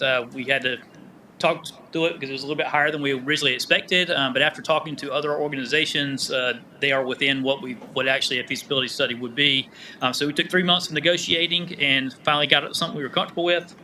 The feasibility study also includes public outreach. So we'll do survey, public engagement meetings, and obviously stakeholders meetings too, which will include parcel owners. And then, so we identified 3 of our priority sections that were done through that pedestrian Greenway plan. So we're going to look at Lillington to Campbell, Campbell University to the town of Coates, and then connecting the town of Coates to Dun Irwin Rail Trail. So it'll be 3 different segments that we'll go through. I think it's over 12 miles of Greenway Trail that we're looking at.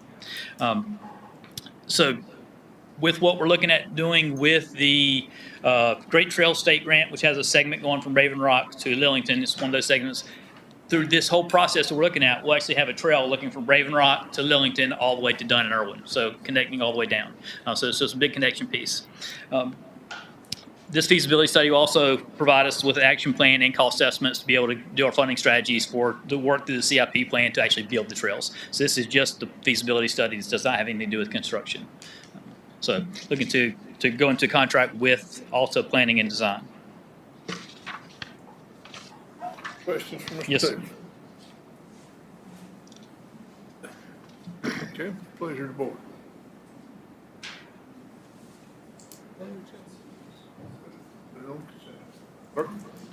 Thank you. Number 10, Development Services.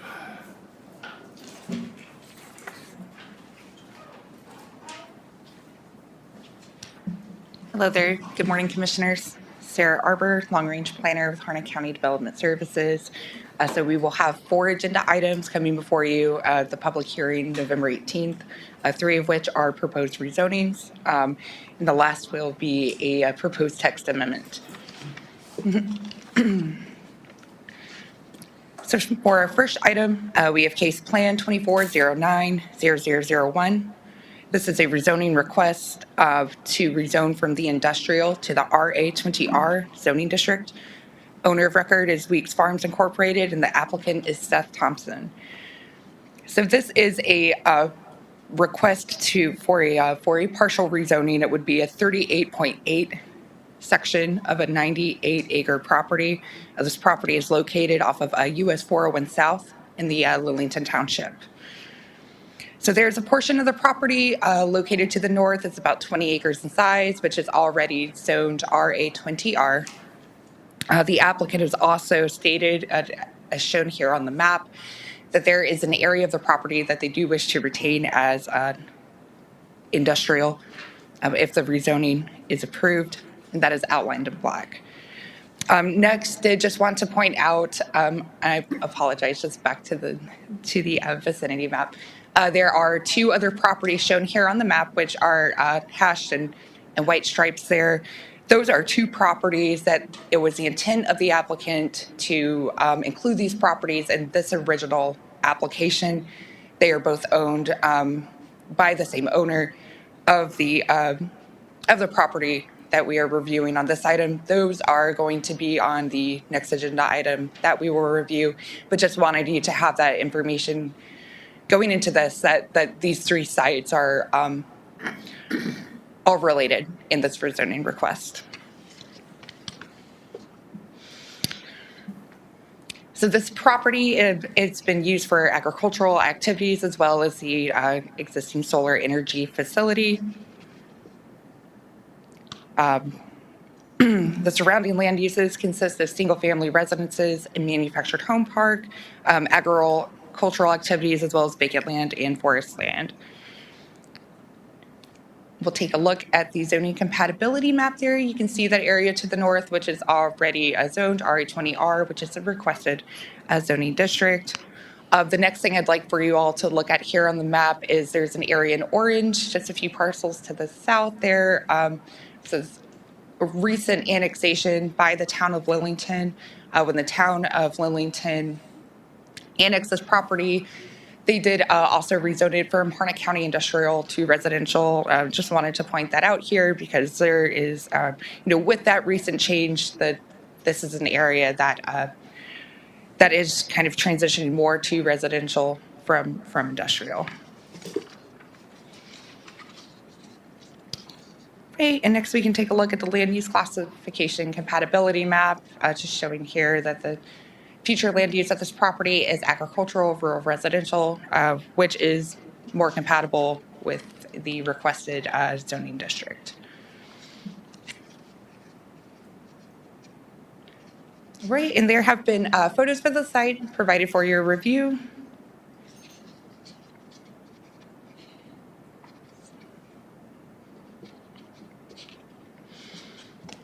And as staff moved through their evaluation, we were able to support or recommend approval for this rezoning request. The planning board at their November 4th meeting also recommended approval of this rezoning request. Just so the board is aware, it did originally go to the planning board October the 7th. The planning board moved to table the application just until they could receive the other one and kind of review this together at the same board hearing. And staff is open for any questions. Thank you. Questions for staff? I just, you want to change the zoning from commercial to, let me make sure that, you want to change the zoning from commercial to, industrial, or you want to change it from industrial to commercial? So their request is to change it from industrial to the RA20R residential zoning district. I'll just say this. I'm only one vote. But we have very little industrial land right here. Very little industrial land for us to bring industry or jobs or anything from this county and to this county. It seems like to me everything is going into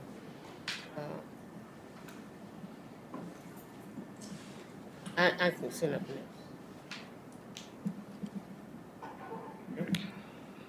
We need to put it on for public hearing. Okay. Madam Clerk.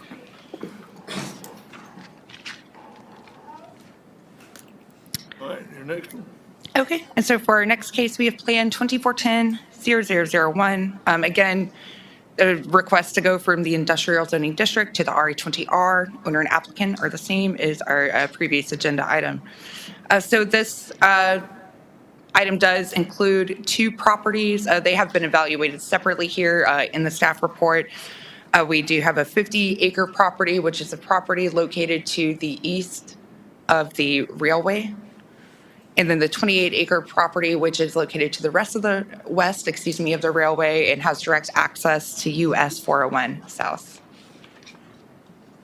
So both of these properties are currently used for agricultural purposes. For the 50-acre parcel located to the east of the railway, there's currently no other access except for the access it currently has through the 98-acre parcel property with state road access to US 401. So there's no additional easement. There's no cross access agreement currently with the railway company.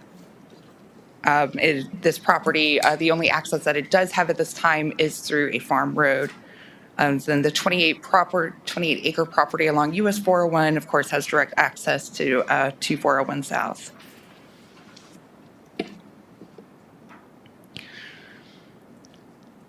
So for the services available for this property, there are water and sewer. We'll take a look here at the zoning compatibility map. As you can see, there's larger areas zoned RA20R along US 401 South, and kind of west of the railway. Whereas we start looking east of the railway, we're heading into kind of a larger area of industrial zone property. So the railway kind of serves as a little bit of a dividing line there. So we'll look at the land use classification compatibility. We've got the same underlying land use for these two properties as the property we reviewed on the last item, agricultural, rural, residential. And next we'll take a look at the photos provided by staff. So just so that the board is aware, these photos are from the 28-acre property along US 401 South.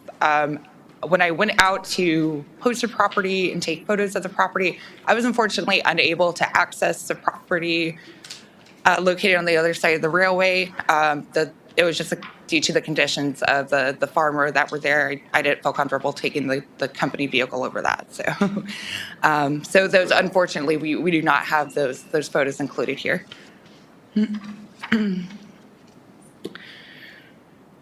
So next we'll go through staff's recommendation here in our evaluation. So for the property located east of the railway, staff is recommending denial for rezoning for this property due to the concerns with access posed by the railway, the health and safety concerns if the property were to be developed for residential purposes. There's currently no additional access at this time, so the only access the property has would be over that railway. For our 28-acre parcel along US 401 South, staff is recommending approval.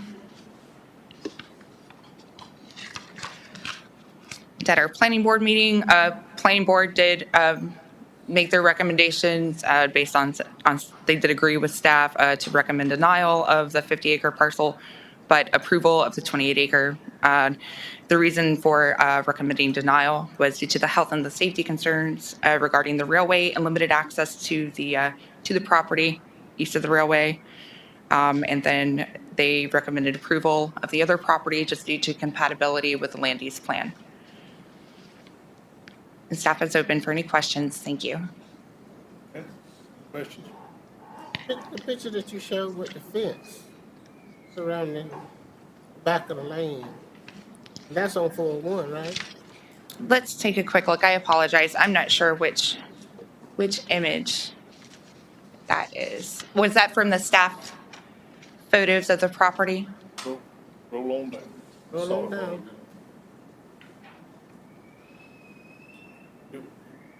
I think it was in the first group of photographs. Looked like a chain link fence with a sign on it. For the solar energy facility? Yeah, Solar energy, that's what I mentioned, that's solar energy. That's not included, right, in the rezoning? No, ma'am. That's not included in this rezoning. Okay. I just wanted to know, because I'm familiar with the area. Yes, ma'am. If I could real quick, just because it's slightly complicated, and I know that we don't like to normally rezone industrially zoned land to residential, but just to make sure it was clear, number one, these things came in 2 separate applications. We tried to get the applicant to wait. They didn't want to wait. But the planning board said, yeah, you're going to need to wait. So that's the reason why it's in 2 separate applications, which can kind of be confusing. The first one, everything by 401, I should call it, all of that is kind of transitioning to residential. There's already some residential stuff out there already. The only difference is the solar farms out there, and that kind of lends itself to be mostly in residential areas. But the biggest thing to understand is the town of Lillington came in and annexed 50-some acres and rezoned it from industrial to residential. So that kind of set the precedence out there for the area as well. So this would kind of mesh up with that. Everything on the east side of the railroad tracks, obviously that land we would prefer that stay industrial. There's a big swath of industrially zoned land over there. The planning board felt the same way. So just when you go through your recommendations, regardless of what you choose, just understand that if you decide to agree with what we're recommending, as well as the planning board, that you exclude that piece that's east of the railroad track, so it would remain industrial when you get to your meeting. So I just wanted to make sure it's all clear with the 2 different applications and then a portion of the second one being like that. So I just want to make sure everybody has a good understanding before we get into our meeting on Monday. But it's not that much land on the other side of that. Well, there's a good amount of industrial east of the railroad tracks. We just didn't think it made sense to go through it. They're going to have a hard time accessing that property with the railroad tracks, like Sarah mentioned in the staff report. There's no other access over there unless you go across the railroad tracks, and that's currently a farm road that goes across there. So it just didn't make sense to us. And then, not to mention, once you move over there, you start to take away more industrial land and set the same precedence that was started by the town of Lillington with their move. Then we started on that side over there, on that side. So that's kind of where our thought pattern was. It was kind of complicated with everything, and so we struggled with it a little bit, but we feel comfortable once we got to where we're at. Planning board felt the same way. Okay. All right. Put it on for a public hearing. Madam Clerk. Okay, thank you all. And for our next case, we have Plan 2410-0002. This is a rezoning request to rezone from the RA20M to the commercial zoning district. The applicant owner is Mr. Andrew Rowland. This is a 6.41 acre property located on NC 210 South in Mockingbird Lane in the Anderson Creek Township. So this proposed rezoning is comprised of two parcels. The southern parcel is accessed by Mockingbird Lane and is used as a multi-tenant commercial service establishment. The northern parcel that you see is wooded and unimproved. So just a little bit of background about the property. It has been operating as a machine shop for about 20 years, which it did receive a non-residential special use permit for. Surrounding land uses consist of single-family residences, an automotive repair facility, a hardwood store, and unimproved land. Next, we'll review the zoning compatibility map. Here you can see there are two parcels which are already zoned commercial here within the vicinity. One's almost contiguous there just across NC 210. Next, we'll take a look at the land use classification compatibility. So currently, this property does have medium density residential as the underlying land use. However, staff has made a recommendation for on our draft land use plan for future land use plan when that is updated, that this area be reevaluated and kind of reflect some of those commercial uses which we're seeing come into this area. The staff has provided several photos of the site for your review. The first one on the right is, of course, the existing commercial service establishment, the one on the left is the existing commercial service establishment. The one on the right is the property that has not been developed at this time.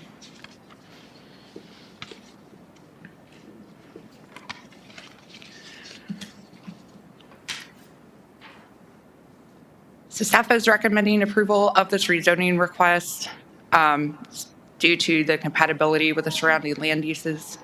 The planning board did vote also to recommend approval of the proposed rezoning request as well, and found that it was also compatible with the surrounding land uses in the area.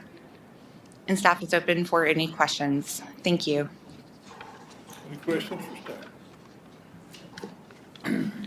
None, Madam Clerk, put it on for public hearing.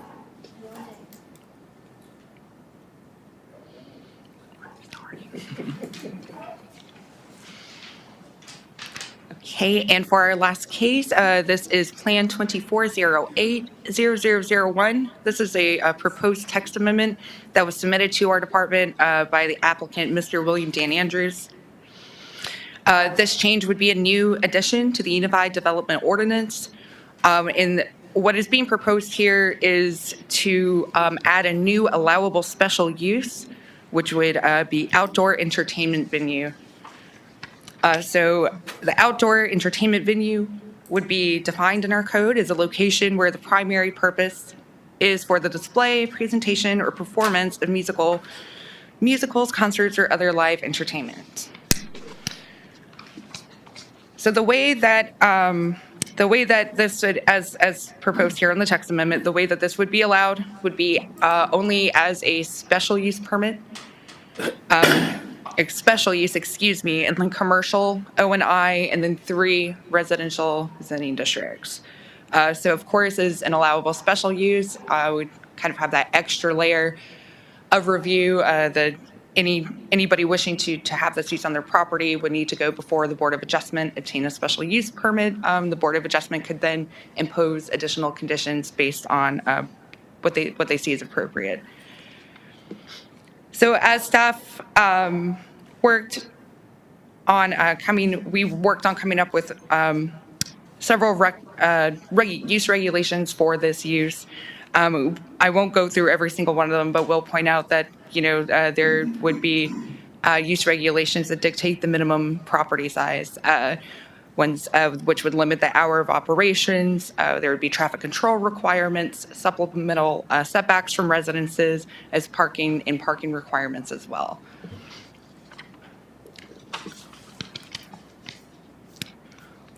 Okay, and so at the November 4th planning board, the board did vote unanimously 4-0 to recommend approval of the proposed text amendment. However, they did have a suggested revision. So in the text that staff had written that there would be a minimum property size of 20 acres, which would be required for an outdoor entertainment venue. However, the planning board recommended changing that to 100. We did have a conversation with our legal department, and they expressed concerns that a 100-acre land size minimum for this could severely limit the ability of other property owners who wish to have this use, even including perhaps the county if we were to put an amphitheater at a park or something like that. So there are implications that come with having such a large minimum lot size as a requirement for this. And just, again, this is a use that would be required to go before the Board of Adjustment. So they would have the ability to review this in consideration to the use and the size of the property. So that's all here from staff. We're open for any questions. Where is this property located at? I don't see here where it's located. Right, yes, ma'am. So the reason is because it's, I apologize. It's a text amendment, so this would make this an allowable use on many, many properties throughout the county and not necessarily just one property. Oh, are you talking about up there where the gun, what is it, Drake's Landing? That is the applicant. Yes, ma'am. Well, you That don't is the have it down here. I mean, you don't have nothing here describing where it's at. Right. Real quick. All right, so what, the applicant is Dan Andrews, who does on Drake's Landing. I know However, Dan Andrews, that's Commissioner Andrews' son. Absolutely. And so he is, before he could even apply to the Board of Adjustment, there has to be an avenue that would allow him to apply to the Board of Adjustment. There's not currently a use for an outdoor entertainment venue in our ordinance in the UDO. So the first step that he's asking for is to put that use in our UDO, which is what we're doing here through this process. Once this is approved, then it would give him the ability on his property to go to the board, to do an application and go to the Board of Adjustment and apply for a special use permit for that specific use on his property. So what you're doing while he is the applicant, anybody in the county could actually apply for a text amendment. It would make this use countywide. And what we typically do, staff, whenever we receive an application like this, we'll take and we'll review it and we'll add other things to the text amendment so it makes it, because most people just say, I just want to do this.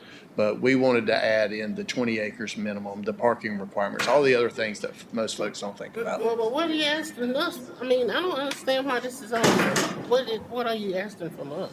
To make a change to the UDO. I know It's a that. text amendment.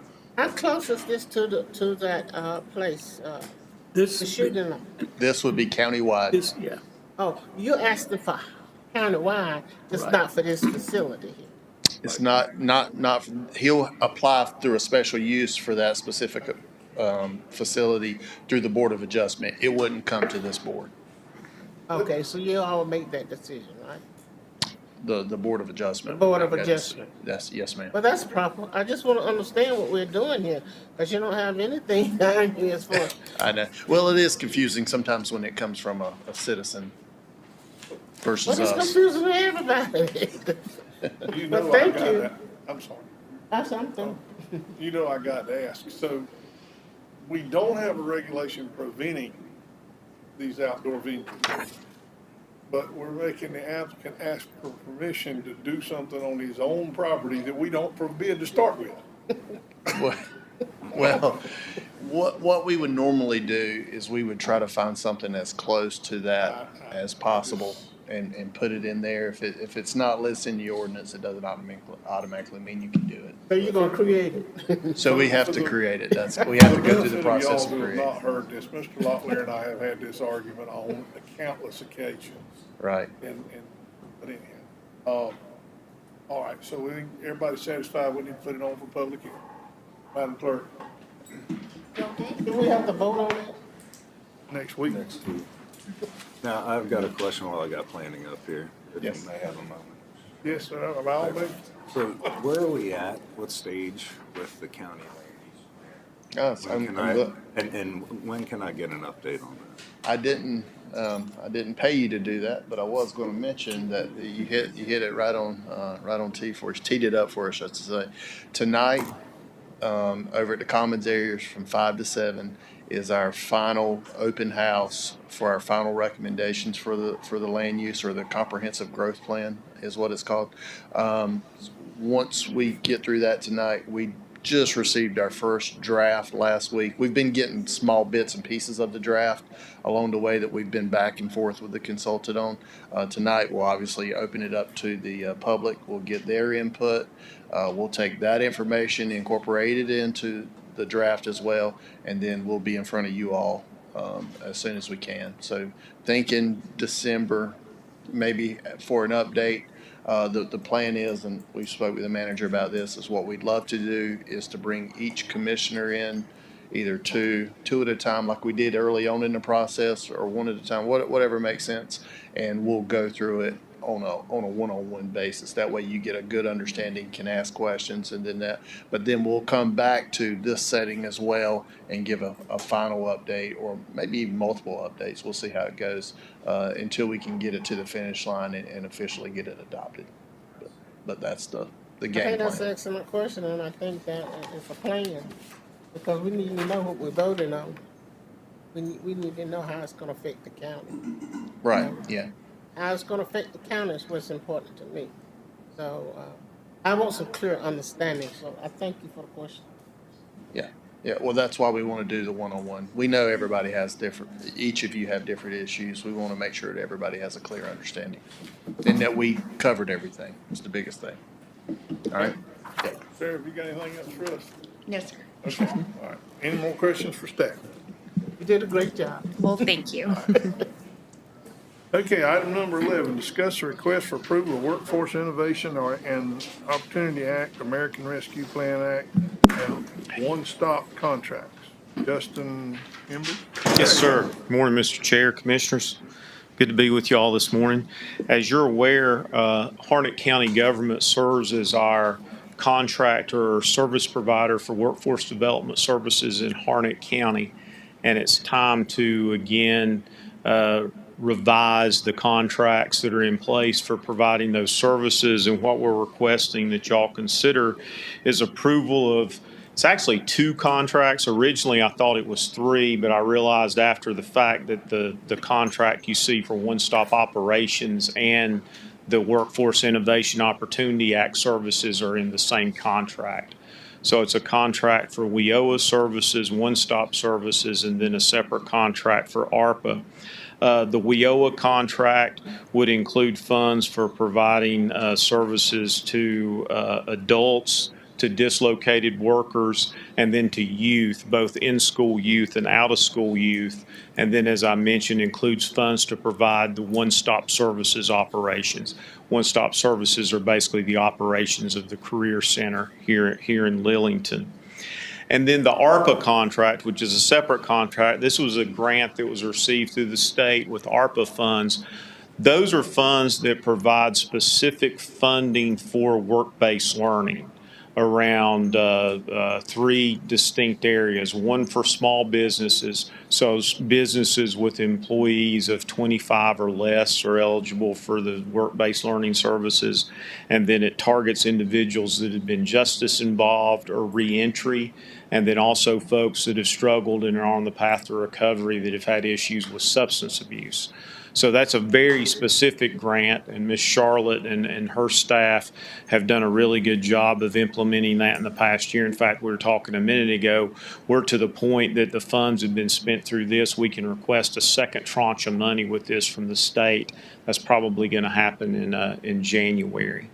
I'll be glad to answer any questions you may. Oh, one thing about that ARPA contract.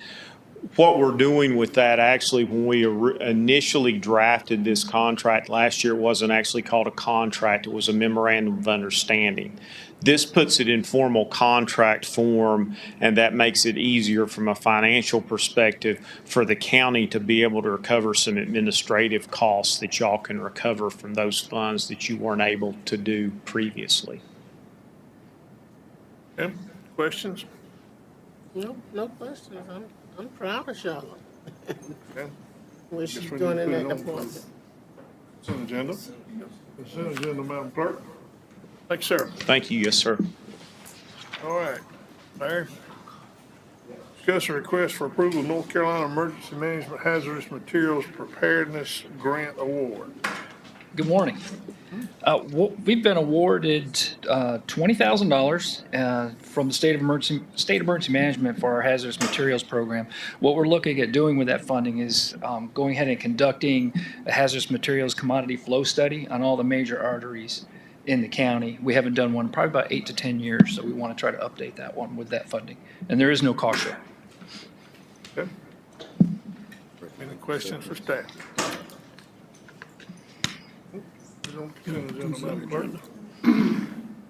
All right, you're up again with request to receive $57,317.25 in Homeland Security funding from the Carolina AEM. We've been very lucky with the grants the last month. With this grant, we're looking at breaking that out into 2 different projects. $44,000 of that will go towards a solar battery-powered type of generator system. Again, this is one of those purchases we've kind of gotten from lessons learned in the last couple months on some of the deployments our folks have gone on. These are some things that would have really come in handy during that process. And the second portion is $13,000 for a deck over trailer. Basically, this is a trailer that we can actually load palletized equipment and commodities on. We don't have one right now. And again, that's another lesson learned from the deployments over the last few months. And that's what we're looking at doing with that funding. And again, there's no cost share for any of this either. Okay. Questions for staff? Put it on the consent agenda, Madam Clerk. Thank you, sir. All right, item number 14, discuss a blinking light at Northwest Hornet Fire Station located at 8300 US 401 North. Mr. Trout. Thank you, Chairman. The new fire station located at 8300 US Highway 401 North. When that was established, the DOT put up signs that show that there is an emergency station on the road, so you see them in advance. One of the things that the fire department at that location has learned is that due to the access needed to get into the highway, a very busy highway, they're finding it is a challenge and a safety hazard. They approached us 4 or 5 months ago about the possibility of installing a blinking light at that location in order to provide extra warning to traveling motorists that a vehicle is going to be entering that area. They do not have the funding for that, and they're requesting that the Board of Commissioners consider funding their project, which would be at a cost between $75,000 and $100,000. It is a project that has to be designed by an electrical engineer in order to ensure that it's done correctly, and then installed by a local electrician. There is an electrician in this area that has installed those in the past out of Cumberland. Vulture, yes. So is brought for consideration as we look at funding that's necessary for that. We would look at our general fund, accessing a part of our fund balance. It was mentioned, Commissioner Weatherspoon mentioned that there was $100,000 that was originally provided for a project that was to be done up in the Northwest area. The project was never completed. Our money was returned by the DOT and it went into our general fund. Obviously, when that was returned, we're in a new budget year. It's just in the general fund balance. The other option is we budget payment of funds to our fire districts out of the special revenue fund. And that is also a possibility that we could look at as a funding source. So bring it to you for consideration of their request. I did include an example of the type of product they're looking at. They currently just have the sign part on a pole, and this would provide the beacon warning system that would go along with it. Answer any questions? So right now, we have that funding that was remitted back to us in our coffers. It would be Yes. able to be allocated for this project. Does emergency services have any idea if there's any that might be out there for future projects? Because, I mean, we're obviously going to need this. It was brought up, you know, off the Buffalo Lake Road and with the new station possibly going off Main Street. Okay. Commissioner Nickel, in conversations with Representative Pike, he has talked to some people in Raleigh, and we thought we were going to get funding from the legislature, and then in the short session, they didn't approve any budget amendment. So that money got frozen. We weren't able to do that. But the leadership in the House is on board to provide funding for these types of projects because it is a safety issue. So what do? We wait for the legislature, or do we go ahead on meet their request? My recommendation to the board would be that we go ahead and approve this request and take it out of our coffers, the residual funds that we had. Well, we Then we'll got the look for future 100,000 from projects. DOT. We got it back from DOT finally. Because And it's so needed, it's for safety. Sounds like the consensus. Put it on the consent agenda.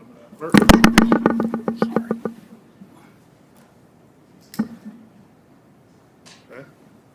All right, move on to item number 15, discuss approval of work authorization for Phase 1 corporate hangar development. Mr. Trout. Thank you, Chairman. The next item relates to work that we continue to do at our airport. Jetport, one of the main projects that we've been looking at, besides the runway extension, is the ability for us to create a new area where we can build corporate hangars. We have a high demand. We have 5 currently on the waiting list for corporate hangars. And they are looking at that they would build the hangar themselves. So, but we need to create the area that allows us to do that. Working with Parrish and Partners, they submitted a fee estimate to do the design of the first phase of that, which basically designs the roadway and the area, utility access, that type of thing for this corporate hangar area. Also helps us to figure out the amount of dirt, et cetera, that will need to be removed. And so through that services, they provided a cost. Because of the type of project that it is and cost, we had an independent fee estimate completed that's required by the DOA. And the firm that did that work determined that the price that was provided by Parrish and Partners was within the allowed amount, or actually Parrish and Partners was slightly less than the IFE estimate. And so we need to get approval of this work authorization in order for them to proceed with this project. Tim? This funding. This funding, portion of this is coming from the leftover funds that we have for the building of the hangar. So we have some funding that's left over there. And then also there's additional grant money that the DOA has that they provide us on an annual basis. And so we'll use both of those funding sources in order to complete this first phase of design. Construction, on the other hand, will end up having to come from a different source. This is strictly in order for us to get the design moving forward, and we'll be looking, continue to look for funding from the General Assembly in order to create this project. So residuals from the terminal.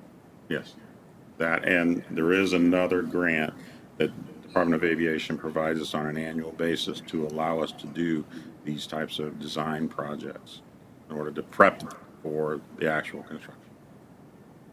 Recommend approval on the consent. Yeah, put it on the consent agenda. Madam Clerk. All righty, item number 16, review applications to serve on boards and committees. It looks like the only thing is from District 1. Do you have a recommendation? We've already recommended. Thought we voted that in last. I thought we had done it too, but. Vote, Stand price. Yeah. That was, we voted on that. Put it on consent agenda, Madam Clerk. All right, item number 17, the county manager's report. Chairman, I have a few items for today. The first one is we have a 1973 forklift that we're looking to donate to the Columbus County Emergency Services. Recently had a new one purchased, and this one is excess, and we've had a request they would like to receive it in Columbus County, and in order to do so, dispose of that asset, the board must approve. So Okay, there's no objection. We'll move that to consent. make it so. Okay. Next, we have requests from the NCDOT related to adding some roads. Mill Bend Drive, Village Bend Drive, Wood Spring Court, Windbrook Court, and Kinsman Court, and an extension of 2276 in Old Mill Village to the state's secondary road system. And then also the same type of request for Windy Farm Drive, Mid-May Court, Harlow Court, and O'Hara Court, and Highland Grove to the state's secondary road system. We can add those to consent. Everybody's okay with that? Everybody good? Make it so. Okay. Quick reminders on a couple of neat events that are coming up for us. November 16th is our Jetport Jamboree from 10 a.m. to 2 p.m. We are going to have very nice static displays of some military aircraft and other aircraft that are unique, and along with opportunity, if you haven't seen the terminal, to be able to take a tour of the terminal. We'll also have various booths and also some food trucks out there in case anyone's hungry. That's from 10 to 2 at the Jetport. Also, we'll have Ag Day going on at the same time from 10 to 2 on the 16th here at the Harnett County RCL building and parking lot. The other couple of items I have was mentioned earlier that we have the public input meeting tonight from 5 to 7 for the comprehensive land use plan. There is a paper shredding event for citizens coming up November 14th from 9 to noon down in the solid waste lot. And then the hazardous waste event is also going to be held November 16th from 9 to noon here at the RCL, and it's actually on the other side, I think, of social services where it's located. And the last item I have is a shout out to, we have 6 new paramedics that graduated from our second paramedic class. They had a nice graduation ceremony last week, so we have more qualified individuals helping us with our emergency services. That's all, Chairman. Okay, thank you, sir. Question. Where's the shredding truck gonna be located? Excuse me? Shredding truck, The shredding truck? yes. Where? Where? It's going to be down at the solid waste their department location. So down Alexander Drive towards Cape Shiner Park, the buildings that we have down by Harts. Oh, down towards Santa Park. Yes, it'll be down in that area. We couldn't get it coordinated with our vendors to be able to do it at the same time. Normally, we do the paper shredding at the same time as the hazardous waste, but we couldn't do that with our current vendors, so they're on separate dates, and so we have 2 different locations. So the paper shredding would be what date? November 14th from 9 a.m. to noon.